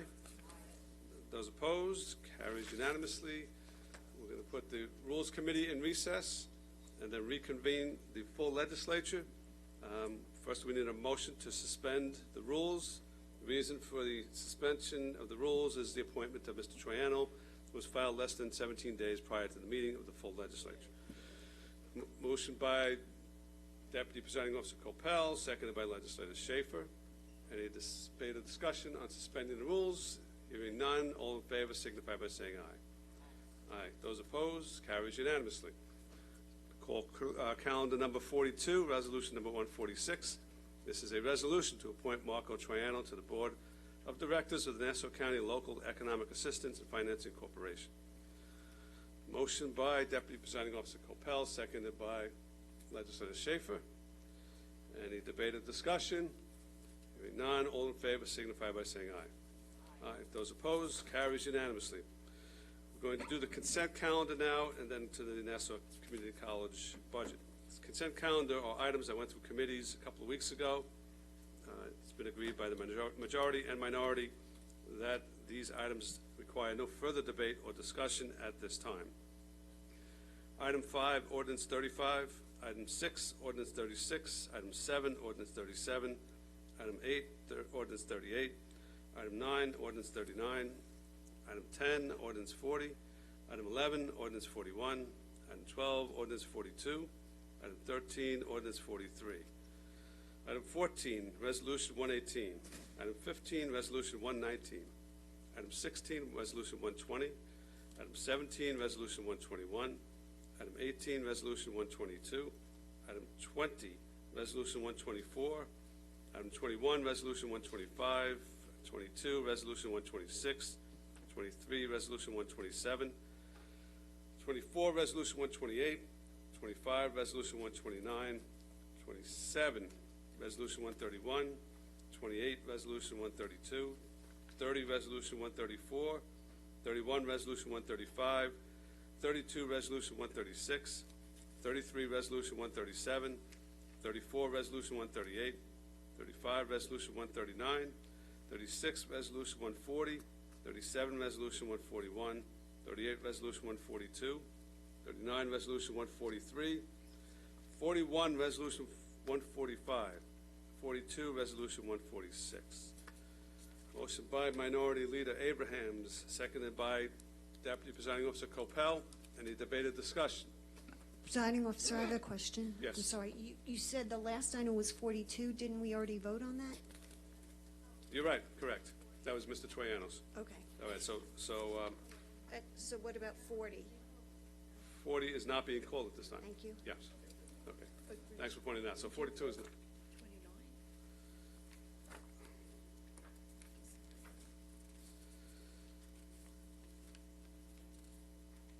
I did not call 29. There's a legislator who has to recuse themselves. Okay. All right, so 42 is not being called this time. Any further debate or discussion? The public comment on these items. All in favor signify by saying aye. Aye. Those opposed, carries unanimously. Number 2 is a hearing on proposed ordinance number 34, an ordinance to adopt the Nassau County budget for Nassau Community College for the fiscal year commencing September 1st, 2023 and ending August 31st, 2024, and to appropriate revenues and the total amount of monies to be raised by taxation within the county of Nassau for the purposes of Nassau Community College for such fiscal year. Motion by Legislator Drucker, seconded by Legislator Ferretti to open the hearing. All in favor of opening the hearing signify by saying aye. Aye. The hearing's open. I would invite up the President of the college for a presentation. Good afternoon. Dr. Marie Canzati, Acting President of Nassau Community College. Thank you all for the privilege of standing before you today to present the college's budget.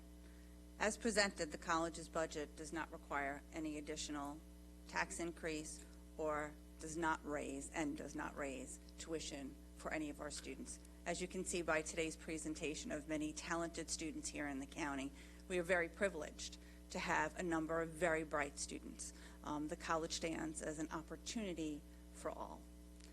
Last May, I was privileged to take office as the interim president, and as such, we followed 3 guiding principles throughout the year, and that served in the development of the current budget: student-centered education, fiscal health, and living community, since we are the local community college. The college has been busy with several priorities, mainly 2 top priorities. One, our Middle States accreditation. Some years ago, the college did have a few issues with the accreditation. It is 8 years later. We are due for an accreditation visit in 2025, spring of 2025. And as such, the college is required to submit a plan for its accreditation visit. It is a peer-driven visit for Middle States. I'm happy to tell the legislature that we have had a visit by the Vice President for Middle States, our liaison from that commission. We submitted a self-study design for that report and everything that will be included in it. It has been accepted. They have met with our board and expect the college to do well in its accreditation visit that is scheduled for spring of 25. We have also been very busy with strategic planning. Strategic planning at the campus is headed by a 19-member strategic planning committee. It is called the Institutional Planning Committee. On that committee, it is a cross-section of faculty, staff, students, and represents all of our unions. It has produced 8 plans to date that will run for the next 5 years. I will note that these are a requirement not only for Middle States, but for SUNY. The college cannot function without strategic plans. The 8 plans are the Academic Master Plan, the Assessment Plan, the Diversity Plan, the Enrollment Plan, the Facilities Plan, the Financial Plan, Institutional Effectiveness Plan, and the Technology Plan. Those plans are all in final draft form. There was a presentation made to the community in May of this year about some of the details that are in those plans. Those plans continue to be in effect and certainly will be updated and posted with the return of the faculty in the fall. Again, we have worked very hard this year to make sure that we are fiscally sound moving forward with our plans. As many of you know, our enrollments are moving in a very positive direction as we look to be very comprehensive.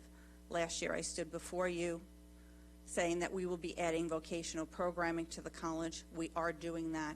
We did secure funding from the State University of New York to the tune of $5.4 million to renovate a building for that purpose. The first class will be offered in the fall. We are working with the unions for this program so that students can be guaranteed jobs as they graduate from this programming. We're also working with our partners in BOCES to make sure there is an education pipeline for all of it. We continue to look forward to continued increases in enrollment as we build back the college and we build back the infrastructure to continue to hire across the board, not only faculty, but staff as well, that was decimated through many, many cuts during COVID. So we present the budget to you in hopes that it will be approved. Thank you. Okay, thank you very much. You actually anticipated a number of my questions. In terms of enrollment growth, it's projected at 2.5%. Yes. Given the enrollment decreases in the last several years, is this realistic? And what's the plan to accomplish that? Yeah, it's very realistic. We are currently, and again, they are projections. We are a few months from fall, but we get closer and closer. Today, the data that I received is the college is up 11.2% in enrollment for the fall. Again, do students have an opportunity to withdraw? They certainly do, but I think 2.5 is absolutely doable. Again, we are expanding our offerings. We're also expanding the modalities in which we offer courses. Not only day, night, and weekend, which was traditional, now they can take hybrid, fully online, remote, face-to-face, and I'm happy to say we are back to face-to-face, and I think a lot of students are responding to that. The trends that we have seen are that students like to do their business, quote-unquote, transactions remotely, paying bills online, advisement online, all of that, but for social interactions and instruction, many students are very happy to be back physically on campus. What's the average drop-off when you compare the number of applications as to what the number that actually enrolled? We have about a 70% turnaround rate from application to fruition of student attending. I'm sure many of you are aware, it's been in the newspaper, that the SUNY system, the State University of New York, is taking a very different tact in enrollments. The SUNY board has been tasked for all 64 campuses to come up with an overall enrollment plan, of course, which we are part of. Every resident of Nassau County high school graduate has been admitted to the college automatically. Again, whether they choose to come to us or not is up to the individual families and decisions, but those letters are out, and we are certainly seeing responses to that. So you feel confident based on the response you've seen thus far in terms of applications that you're going to be able to meet that 2.5%? Yes, sir. I'm curious about this. I've noticed the advertising for Nassau Community College is now SUNY Nassau.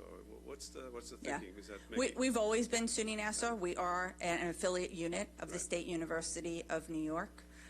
Again, different community colleges do it a different way. Some are called SUNY and then the name of the community college. Some use county in their name. Our charter says Nassau Community College, but we do list State University of New York on the bottom, as many residents are unaware that we are subject to SUNY programs, SUNY regulations, and that alike. So it also makes for easier transfer as well to a SUNY unit, whether that be Farmingdale, Old Westbury, or any of the other 34 four-year institutions. So I guess the thinking of including that in your advertising, that it may attract more kids or more people to absolutely. And again, it's all about transferability of the credits and all of that as well, although we have specific agreements with many institutions. Certainly the understanding for not only the students but the families that we are part of the State University of New York, I think, is very helpful. We've noted, and the Office of Legislative Budget Review has noted, that over the last several years, the college has spent down their federal ARPA funds, Rescue Act funds, as well as used the fund balance at times to balance the budget. And we note that I think we're down to 5.6%, or we will be with the coming budget. How concerned should we be about the year after that, when those funds are no longer available to use? What's the plan to make sure that there's no shortfall in the out years? Right. I think, enrollments are certainly the key to that. There have been a number of changes as well on the state level. We now have eligibility with part-time TAP monies, where students going to school part-time will be able to get aid. In addition to the state is working with, and again, this is one advantage of being part of the State University of New York system, they are working to make sure that for workforce development programs, the college can receive what we call full-time equivalent reimbursement. Currently, that becomes an unfunded mandate for any community college, Suffolk as well as Nassau. The more workforce development programming we offer, unfortunately, there is no calculation on that for reimbursement from the state. They are working, SUNY with state ed, to see what would be viable as far as including that kind of programming for FTE reimbursement, and that would be tremendous for us as we get into offering vocational programs in order to become more comprehensive. Okay. Just to jump around a little bit, there is a decline in the number of faculty in the budget. In other words, I think to attrition, you're losing a certain amount. Correct. You're only building back a certain number of that. What's the basis of that? And secondly, there's been a question raised as to whether the number of administrators keep growing. Could you address both points, please? Of course. Yeah. Let me address the administrative one first. For the first time this year, there is an administrative union that is new to the college. Once the union contract was solidified and passed, which it now is, that was settled the tail end of this year, and I think it was March, April, that was finalized. Obviously, we don't want to violate administrative contracts now that they are a unionized shop. So there were certain areas in which faculty were given what we called reassigned time for certain project. That is now being evaluated, and a lot of that work is being deemed within the work of the union itself, which has caused us then to hire administrators where we did not have any, because that is deemed administrative work. So that is part of the issue with that now. We are going through those pains currently, having a new union on the ground with us that are administrative. Job descriptions are being looked at. They are being tweaked to make sure there are no violations between unions, and work is being rerouted based on the potential for grievances and the like. As far as faculty, we are hiring full-time faculty, and we continue to do so. We will continue to do so. I have said that publicly as we build the enrollments back. As far as retirements, again, we can't control where the retirements are, but we are certainly replacing faculty, and as the enrollments continue to build, we will continue to hire full-time faculty. Okay. Thank you very much. Legislator Ford. Thank you very much for your presentation. And I just want to, I have other questions, but I just want to continue with these hiring, Yes. you know, and the faculty. Well, I'm happy to hear that you now have an administration union. And I understand the need to bring people in. But I think, though, with the college and with the professors, you know, when and trying to entice more students to come to Nassau Community College, I think sometimes by having a vibrant, well-staffed teaching staff would be something that the students would look at and would want to go there. You know, maybe they'd have like favorite professors or somebody that they'd like to be in their class. So I'm hoping that you'll take a look at this and maybe take a look at the list of the various professors, positions, I mean, that even the union has outlined. But like for me, though, I'm looking at where are you with the nursing program? You know, I know that they're looking to bring more instructors in, and I know that has always been a successful program. And considering the fact that we're in need of nurses, that what are you doing to expand that program? I think, you know, the expansion of that program, we did have a 4-year option added. That was a couple of years ago. That certainly has served us well. And certainly with the news of NYU Langone building a flagship hospital there, and some of the synergies between their campus and ours will go a very long way to be able to expand a lot of the program with nursing and the allied health science areas, as well as other disciplines. And have you, like, with the, you know, with the whole training facility, because way back when, I think Rich and Caban will remember that there was you didn't have a nursing program. they needed a new science building or whatever. I'm trying to remember way back when. The Life Sciences building. The Life Sciences, Yes. thank you. And we Of were course. able to work with the legislature and New York State where we matched the funding so that I think it was like $50 million where they invested in building this new life sciences. Have been able to keep it updated, working with it so that whatever now is needed for training, especially in nursing or any other medical We have. Our nurses, jurisdiction? yes, our nurses are very highly rated, for sure. You'll see them in the hospitals. My mom certainly was in the hospital several times during COVID and was taken care of by Nassau Community College nursing graduates, so yes. Okay, all right. Now, my other favorite subject would be the theater. Yes. It's very, when we went on the tour, I was very interested in it. Yep. And I was sad to see the state of basically disrepair. Yep. And, the fact that you lost much-needed professors that would be able to work with the students, and so many young people, they could find themselves singing, dancing, Yes. acting, Absolutely. writing. So where are you with that? Well, it actually involves all of you in some way. Apparently, there is the old theater that is on the campus that used to belong to the military base. We have asked that that property be transferred to the college so that we can then use the $20 million that has been sitting for a very long time to renovate that building so we can have state-of-the-art for our students and also use it in off times for rental, hosting of a lot of dance schools, so forth and so on, as space for the community. And then, that would be good, and I hope that we will be able to achieve that, because I think it would be much needed. And so then the instructions would also be at that theater, or would you still maintain? Yes, no, the theater would be used certainly for setup, classes, everything could be offered in the theater, as well as all the productions that they put on. Because I agree, the facility that they're currently in is not great. Yeah, and I happen to live in Long Beach. Not that I knew Billy Crystal, but it's his hometown. I don't know him either, but it's nice to have him as an alum, right? And look at, he's going to get the Kennedy Center honor. So here you go. Like one of your alumni. Agreed. It probably would be nice, like maybe you could even invite him if you can get this, if you're successful. Maybe he could do the ribbon cutting for you. That'd be great. So I hear I know his brother, but I know, I'm sure Mr. Crystal probably is very friendly and open to working with you on that. But also with the library, the rug isn't still there, right? The rug is still there. But wait, okay. So there is no point in changing carpeting if the roof leaks. Okay. So we have engaged in evaluating all 82 buildings on campus for an evaluation of the roof. The roofs now have been repaired on the library.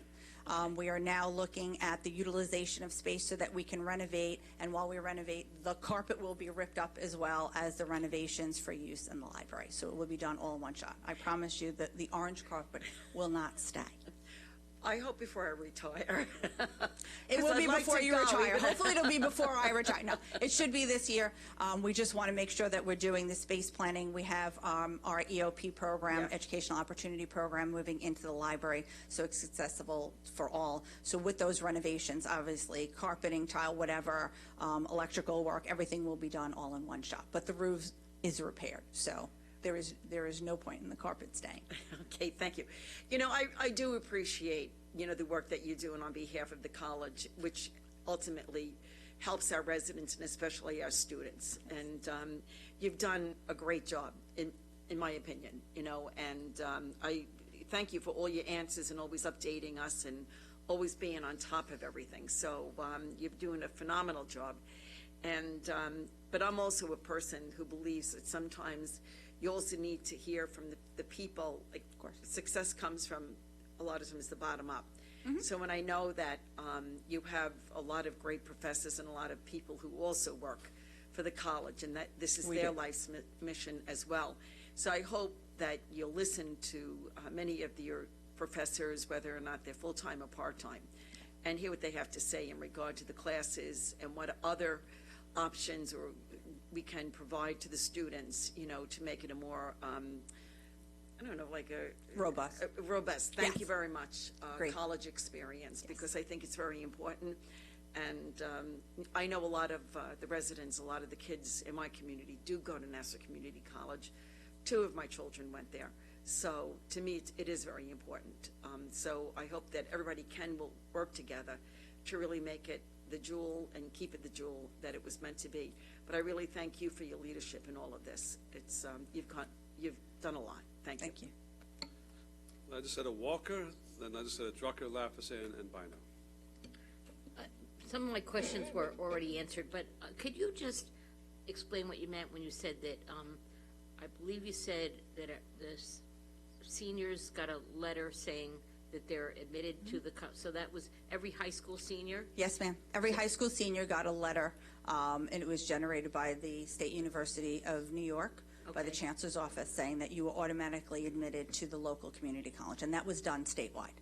Okay, so is this the first year we're doing that? Yes, yes, Okay. that is brand new. So, A couple of little wrinkles in their theory, but yes, where we have very highly competitive programs like nursing, where you can't, so they are automatically admitted to the institution where there are only a certain number of seats. Allied health science, nursing, that gets a little dicey for us to automatically admit because there's rotations involved, clinicals involved, Right. and the like. But we are working with the Chancellor's office on some of the tweaks. All of the community college presidents are, because we're all experiencing the same thing. and like, is obviously then some students have to be turned down or say, well, you can come here, but you can't be admitted into that program yet? We're going to try not to do that, but that is possible where there are rotations, so forth and so on. But for instance, with nursing, Right. the plan B with that would be for them to take all their prerequisite courses prior to then going into nursing, so that they're admitted to the college. Normally under liberal arts and math science, they're put on a track to take courses that they need as prerequisite courses to get into the nursing program. Correct. Have you seen like a boost because of this letter that went out? We have, and we're tracking it. We do have to provide data back to SUNY in what that is, because they have their estimations on what they believe the increases across the board will be. I will tell you that Nassau Community College has seen an uptick of over 50% in applications. But again, applications are only the first step. So we will be monitoring it all the way through registration, because we will have to report that to the State University of New York. Okay, I just wanted to make sure I understood it right. Okay, thank you. Legislator Drucker.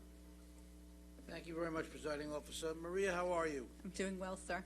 Thank you. Great presentation.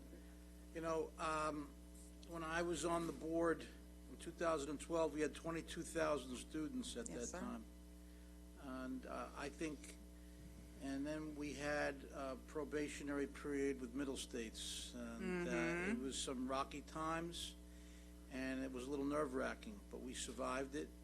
And I think, you know, you've done a tremendous job in steering the ship in some very rocky waters.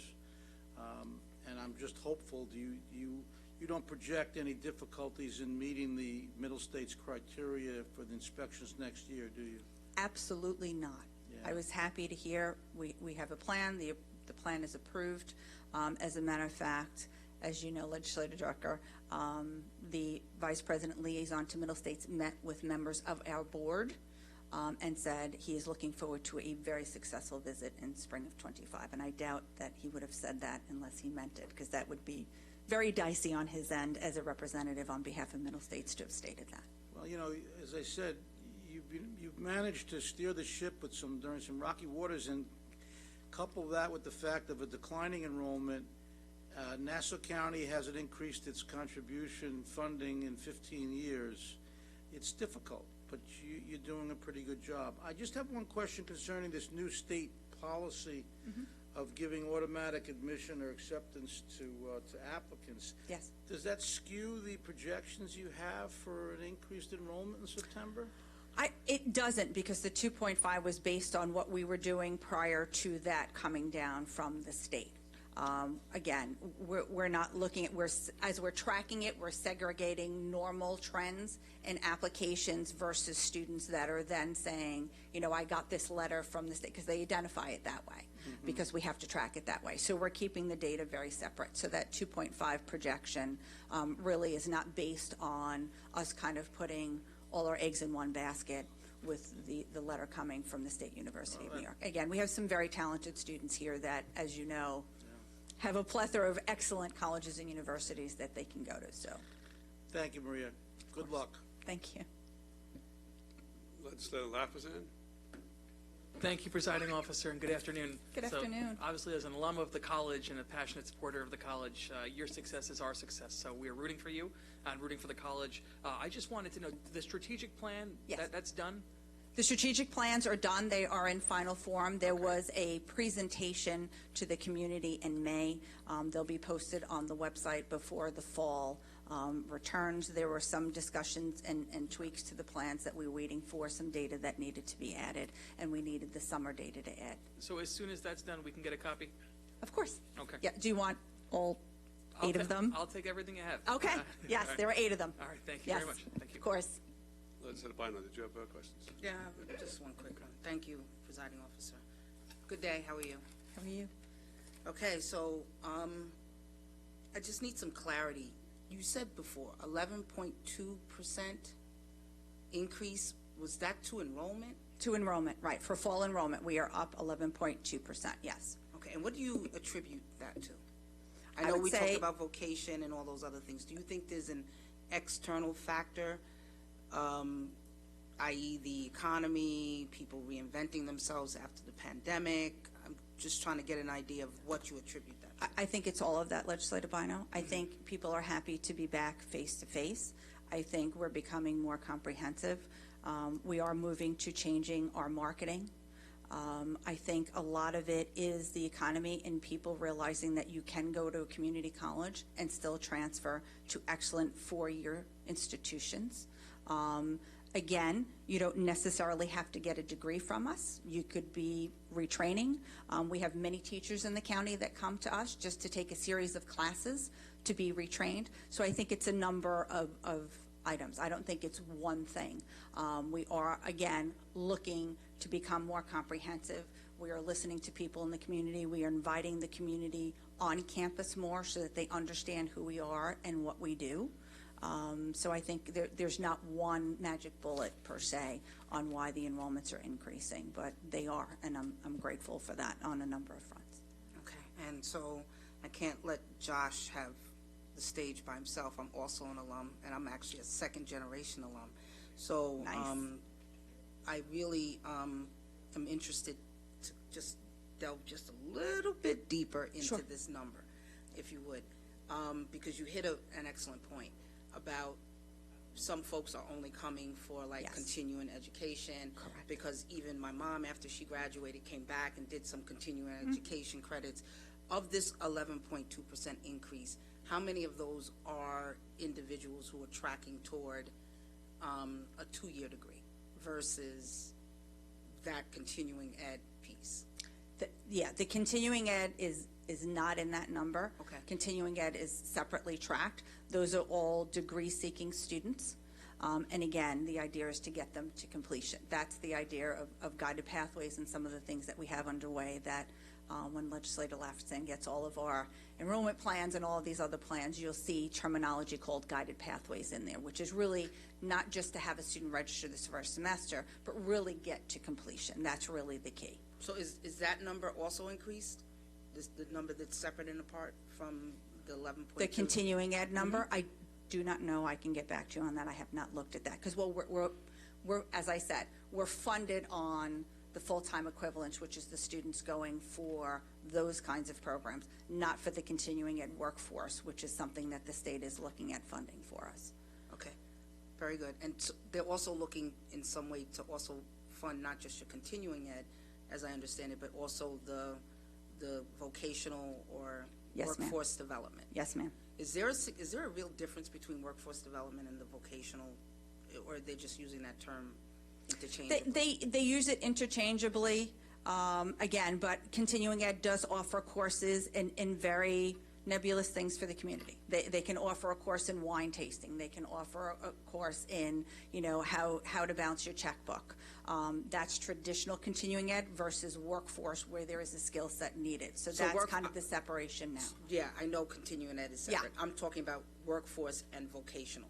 Are you separating those, or are those lumped together as Again, We separate them depending if it's a grant-driven initiative and it's specifically monies for workforce. It depends on how the entity separates it versus the institution. Okay, very good. So you've met a lot of your challenges, that some of them preceded you, but you've seemed to come in and right-size many of those things. You know that in our meeting that, you know, Yes, it was ma'am. a spirited discussion and concern about how our professors and educators are Yes. being treated there, and you know, getting to a resolve on the CBA and the challenge as the union president came and said, you know, there's an issue of basically a reduction in their paycheck based on what's happening. Do you see that that's going to in any way prevent you from being able to attract individuals to come to the college and accept some of these open positions based on the amount of funding that you've set aside? Or do you, I mean, because you should be, I guess, in the throes of trying to backfill those positions as we speak. And we are advertising the positions. They are posted. Some of those positions have already closed. There are a number of applicants for positions that we are hiring. So to date, we don't see any hesitation in that.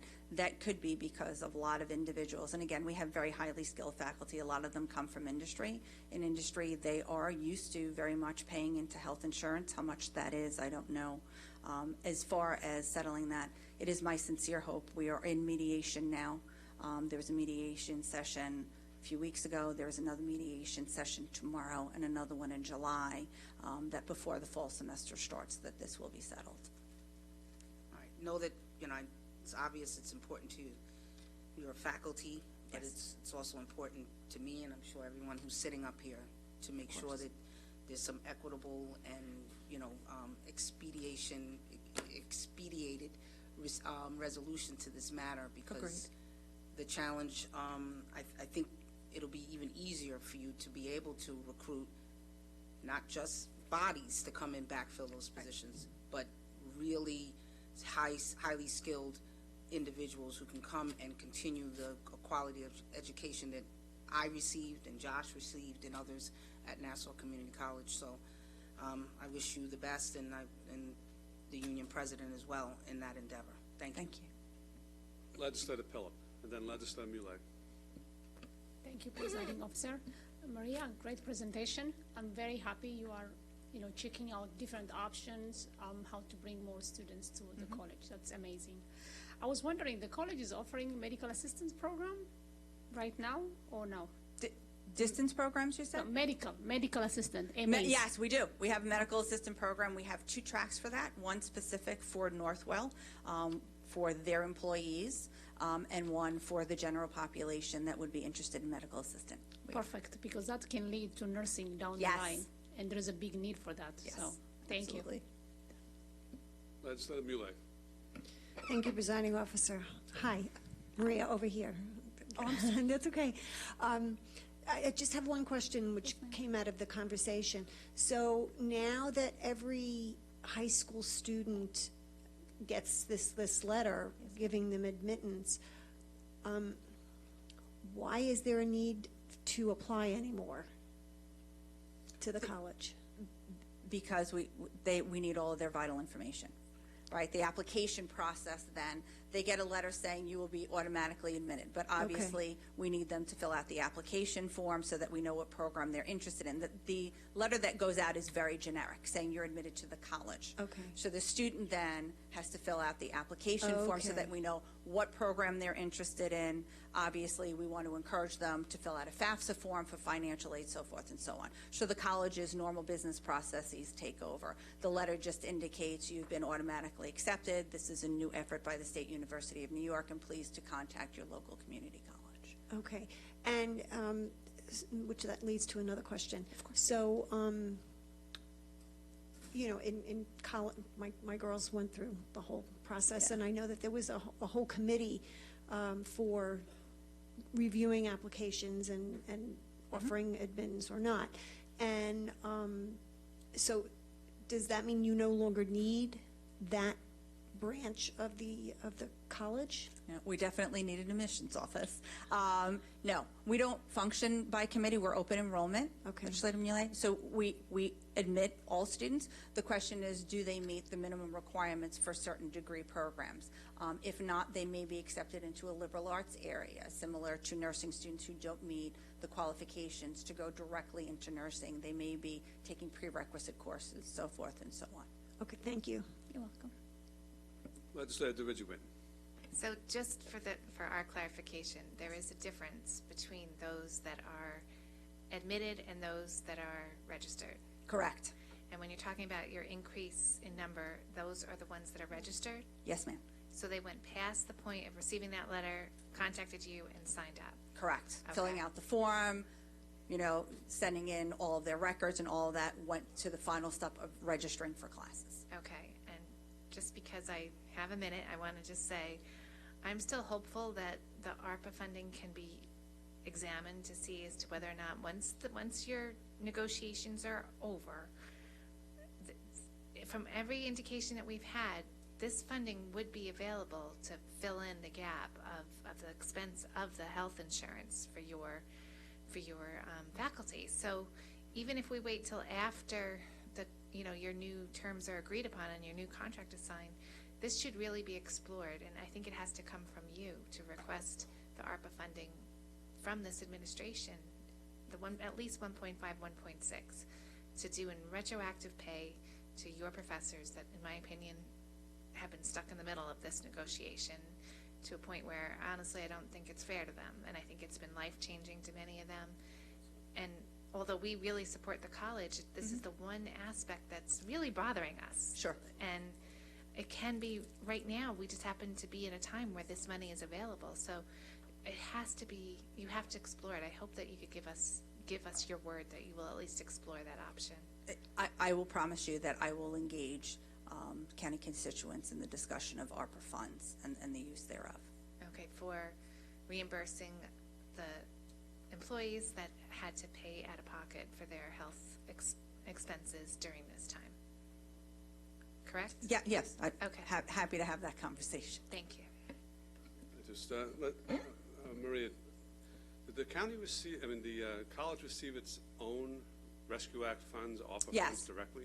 How much was that? I 70. don't know. I can give you the number. Right. $72 million. Thank you. That was HERF, I believe. We called it HERF. And all right. ARPA. Right. Yeah. So you already received $72 million directly. Okay. All right. You had a question? Legislator Walker. Just one other question. Students have received this letter and they can go through the process. Yes.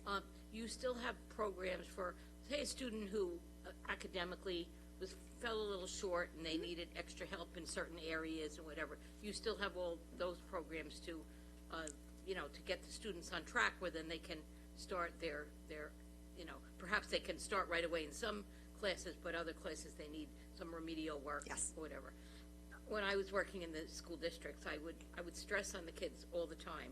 I said, you go to Nassau Community College, you can get a great education, and you can go on to get scholarships in four-year schools, and you don't have the large debt that you have if you went sometimes to that four-year program right away. And I think we need to work with all of our school districts, and sometimes I think they don't push it as much as they could either. But a lot of our students can take advantage of that and do well and move on to bigger and better things. And I would just love to see us get back on track with all of that, get our enrollment up, and really do things. But your presentation's been wonderful, and I can't thank you enough for all you're trying to do to help the college and to help our students. Thank you.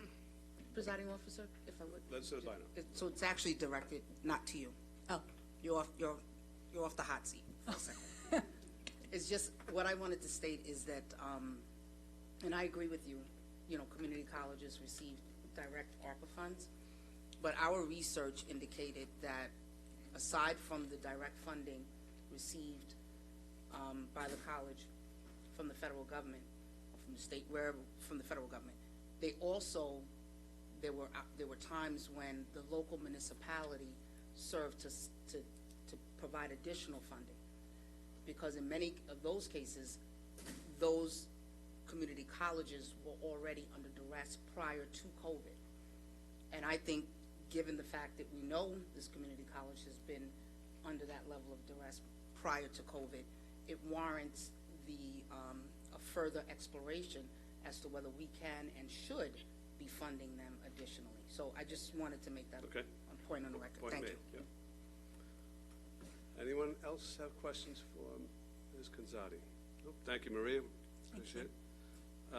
Next would be a presentation by the Maurice Chalmers from the Office of Legislative Budget Review.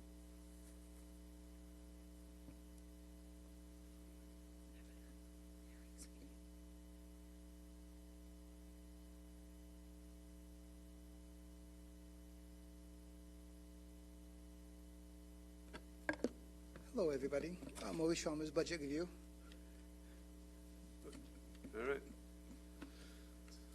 So give us a summary for what of your report, please. So basically, I could reiterate a lot of the questions that Dr. Maria just spoke about. So this budget that is being proposed by the college is a no tuition increase, no property tax increase. One of the major hurdles that the college has been having has to do with enrollment. Enrollment has decreased approximately 16.9% from in the years 2020, 21, 10.5% in 21-22, and for 22-23, the projection is a negative 2.9. The budget that is being proposed is increasing enrollment by 2.5%, and I guess you just heard the explanations on how they are going to achieve it. Apparently, they are already seeing the increase, and they have seen close to an 11% increase, which makes the 2.5 achievable. We will be monitoring it and reporting back to the legislature as, I guess, the year progresses. Okay. Anything else? No. The fund balance is the other issue, not really an issue. That is the other area that we kind of flagged. They are using approximately 15.6, is it 15 point? Yes, 15.6 million in fund balance, which would leave the college with approximately 10.4 million, which is still threshold compliant, but it's getting closer to the 4%. Okay. So I Yes. think the 10.4 would bring it down to about 5.6. Correct. Okay. That is correct. All right. So it's getting closer to the minimum threshold. Yes, it's still threshold compliant, but it's getting closer to the 4%. Do you know what the other community colleges are doing this year in terms of tuition increases? Yes, the college, the current tuition for the year is $5,800. It is staying the same. Okay. Nassau Community College is not increasing the rate, basically. Suffolk, right now, the tuition is $5,470, going up to $5,640, which is $170 more. It would still be cheaper than Nassau by $160, so it's right there. Westchester is, the current tuition is $4,730. They are going up to $5,204, which is an increase of $474. So both Suffolk and Westchester are increasing their tuition, which is getting them closer to where Nassau is right now. Okay. And when you say closer, we're not talking about a large gap. No, right? no, the gap is very small. The gap will be $160 a year. Right. From Suffolk to Nassau, and from Westchester to Nassau, it will be about $600 for the year. In terms of how much Suffolk gives to their community college, how does that equate to what Nassau gives? Nassau gives about $52.2 million. I believe Suffolk is close to 50, but I would have to verify how much Suffolk and Westchester. I don't have those numbers right now. All right. Any legislators have any questions for Maurice? Thank you very much. Thank you. We have one slip for public comment. Dave Stern, would you like to come up? And then whoever else would like to speak may do also.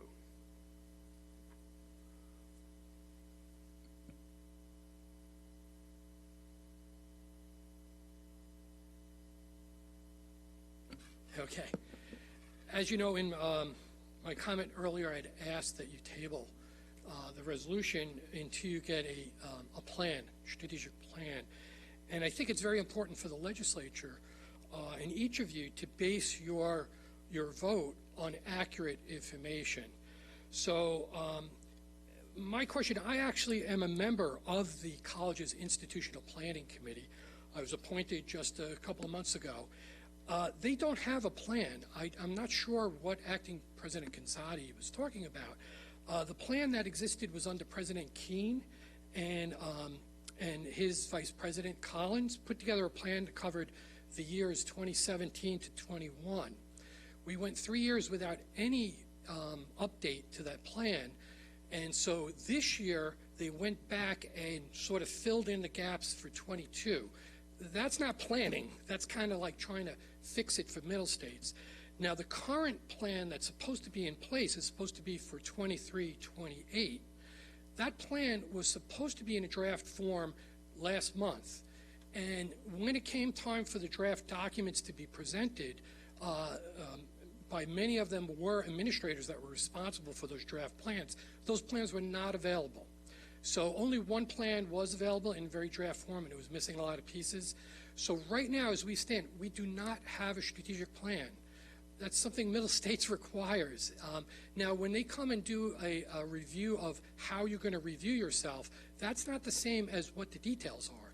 And I think it's very important because how do you actually plan for how do you budget for the college without having a plan? And I just want to give an example.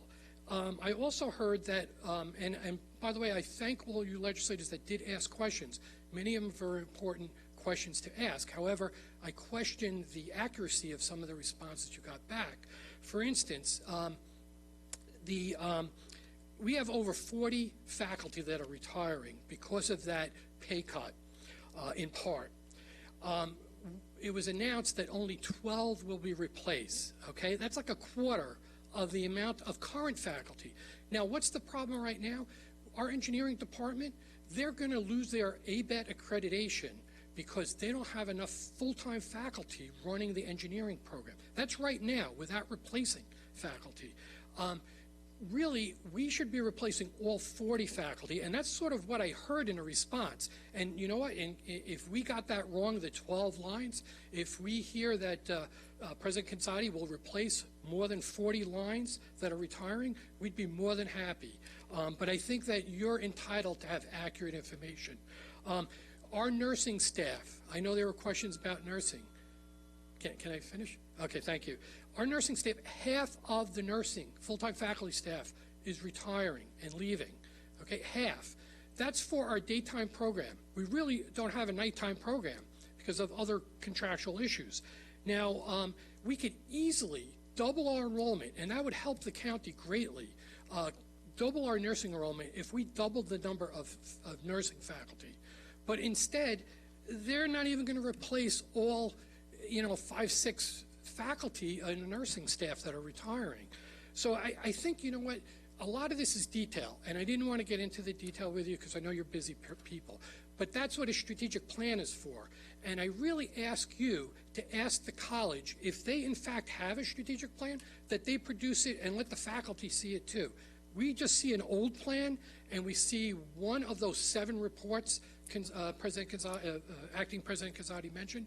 We only saw one in very draft form. It was missing a whole piece dealing with academics, which is our core thing. So please ask for accurate. I ask that you just table it shortly. We still have the summer before the budget needs to be passed to ask for these details. They're really important for the college. Thank you. Okay, thank you. Again, this is a public comment on this proposed budget. Anyone else?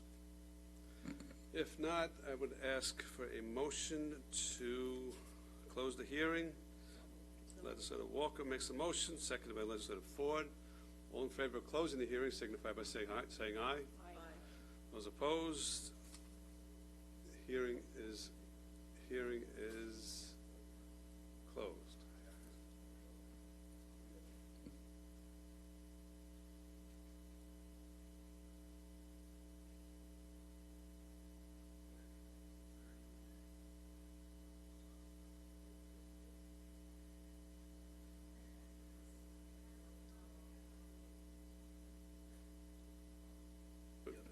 take a very short break.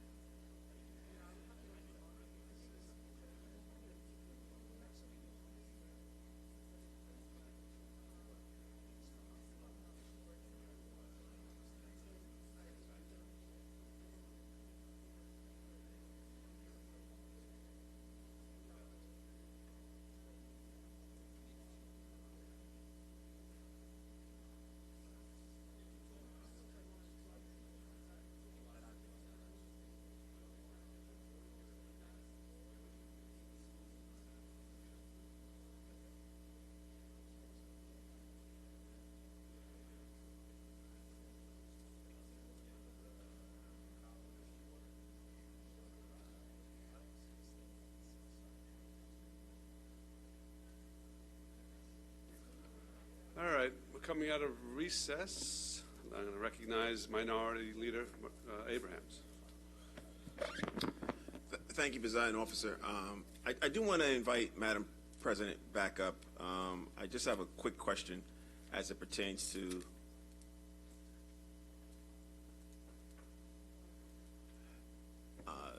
there was a question that was brought up by Mr. Stern, and I just want to make sure before we move forward to any particular budget today that we have a full understanding of how the staff that's leaving versus how the staff is being backfilled, and whether or not, as a staff that is leaving, is it jeopardizing any programs, including the nursing or engineering program that has been specified?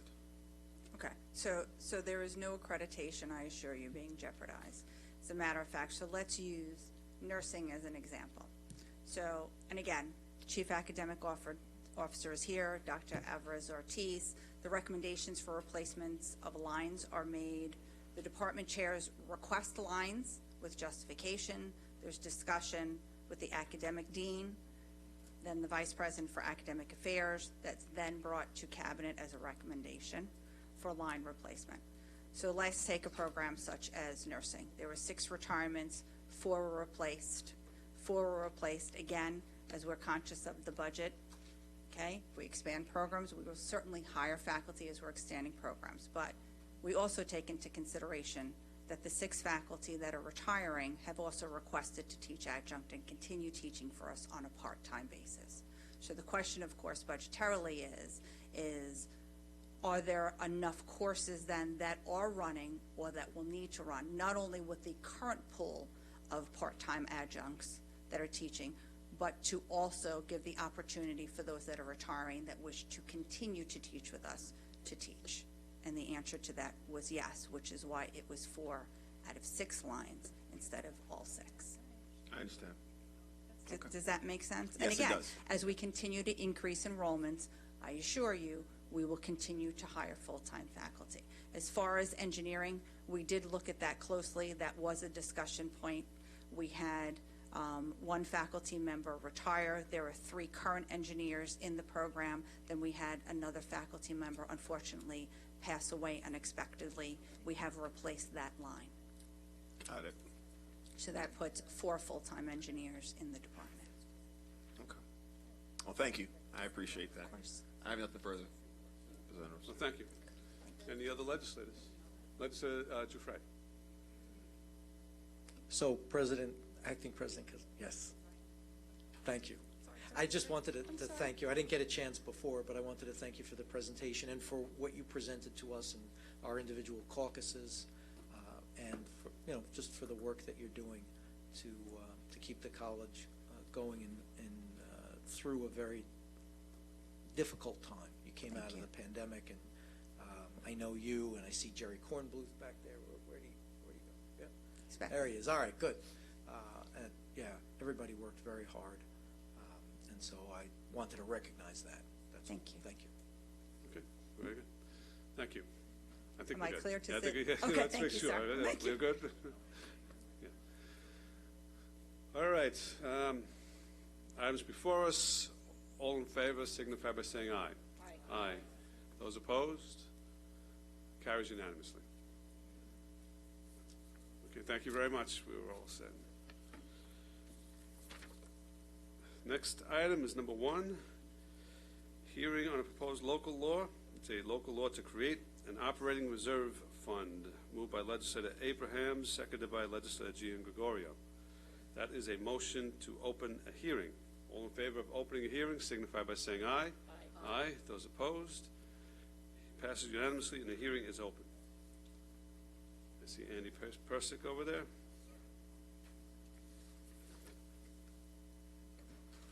Good afternoon, Andy Persick, Office of Management and Budget. This is an item that we've proposed when we did the year-end close. This is just correcting the errors that we made in the original item, and this is just establishing a general reserve that we coordinated through the Controller's Office with our bond counsel and through the County Attorney's Office. So, and we're going to be moving some of the surplus dollars into this reserve for labor, for health insurance, for other insurance reserve, and a couple other things. So it's approximately $55 million will be going in there. So. gives the county more flexibility in terms of those monies as opposed to whether we just let it fall into one of the other buckets, so to speak. What it does, and I mean, it could fall into fund balance, but this makes it a little bit more restrictive, so we know where the money's being directed. So this is a better, I would say, a better process. Right. If instead of just dropping it into fund balance, it's going into a reserve. So Okay. Okay. Any questions for Andy? Let's say DeRidge Witten. Hi, Andy. Just procedure-wise, should you come to a point where you need some of that money to pay for insurance, does that come to the legislature as a budget transfer? yeah, it'll come as a supplemental appropriation. I would have to move. I'd have to come to you and say I want to take the money out of the reserve and use it, and I'd have to Okay. appropriate it that way. So Right. it would be I would have to come before this body and ask your permission to spend the money on certain things. So Okay, thank you. yeah. Thank you. Any other questions? No? Motion to close the hearing. Moved by Legislator Walker, seconded by Legislator Schaefer. All in favor of closing the hearing, signify by saying aye. Aye. Those opposed, the hearing is closed. We go to item 3, it's a local law to create an operating reserve fund. Moved by Legislator Gian Gregorio, seconded by Legislator Abrahams. Any further debate or discussion among the legislators? I neglected to call public comment before with the hearing, so I'm going to call it now. Any public comment? Hearing none, all in favor signify by saying aye.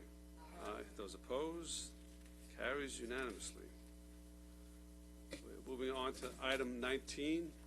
Legislator McKevitt will be recusing himself, leaving the chambers, not participating in any debate or vote on this item. It is Resolution 123, a resolution authorizing the county attorney to compromise and settle the claims of plaintiff as set forth in the action entitled SRL Realty, LLC versus County of Nassau. Moved by Legislator Lafazan, seconded by Legislator Giuffre. Any debate or discussion? Any public comments? All in favor signify by saying aye. Aye. Those opposed? Passes by a vote of 18 to nothing. You can invite Legislator McKevitt back in. Next one is 26. This one, Legislator Gian Gregorio is going to be recusing himself. Again, he's leaving the chamber, will not be participating in the debate or vote. Resolution number 130, a resolution authorizing the county executive to execute a grant agreement between the County of Nassau acting on behalf of the Parks Department and Mid-Island Y Jewish Community Center. Moved by Legislator Drucker, seconded by Legislator Kennedy. You look like you want to come up to speak to about this. Go ahead. I wasn't sure if there was more I need to present. No, I think okay. it was just a matter of the legislator recusing, so Sorry. we couldn't leave it in the consent calendar. Thank you. Okay. Any debate or discussion? Hearing none, all in favor signify by saying aye. Aye. Aye. Those opposed? That carries unanimously. Again, it's a vote of 18 to nothing. Could you invite Michael back in? Item 29, Legislator Bino is going to be recusing herself. Resolution number 133, Legislator Bino has left the chambers, will not be participating in any debate or vote. It's a resolution authorizing the county executive to execute an intermunicipal agreement with the city of Long Beach in relation to the purchase of a Zamboni. Let's see, who wants to move this?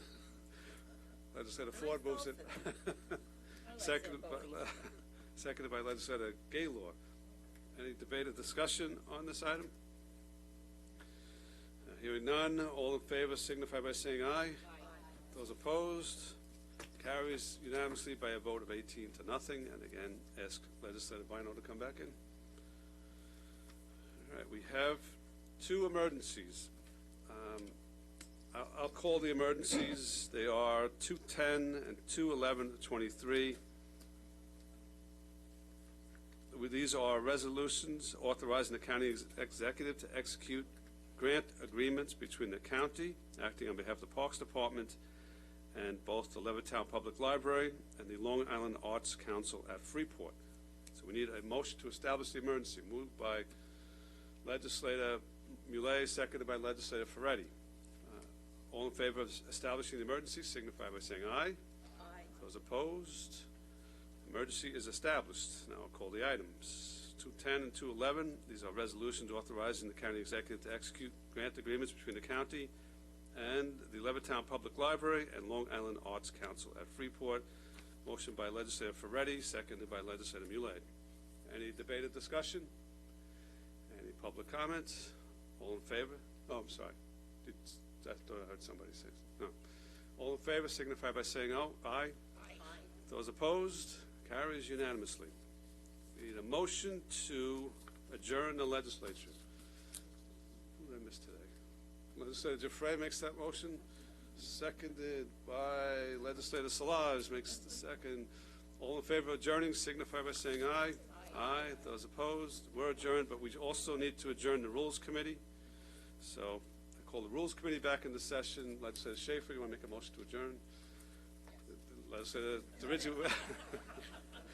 DeRiggi Whitten seconds it. All in favor of adjourning signify by saying aye. Aye. All right, we're adjourned.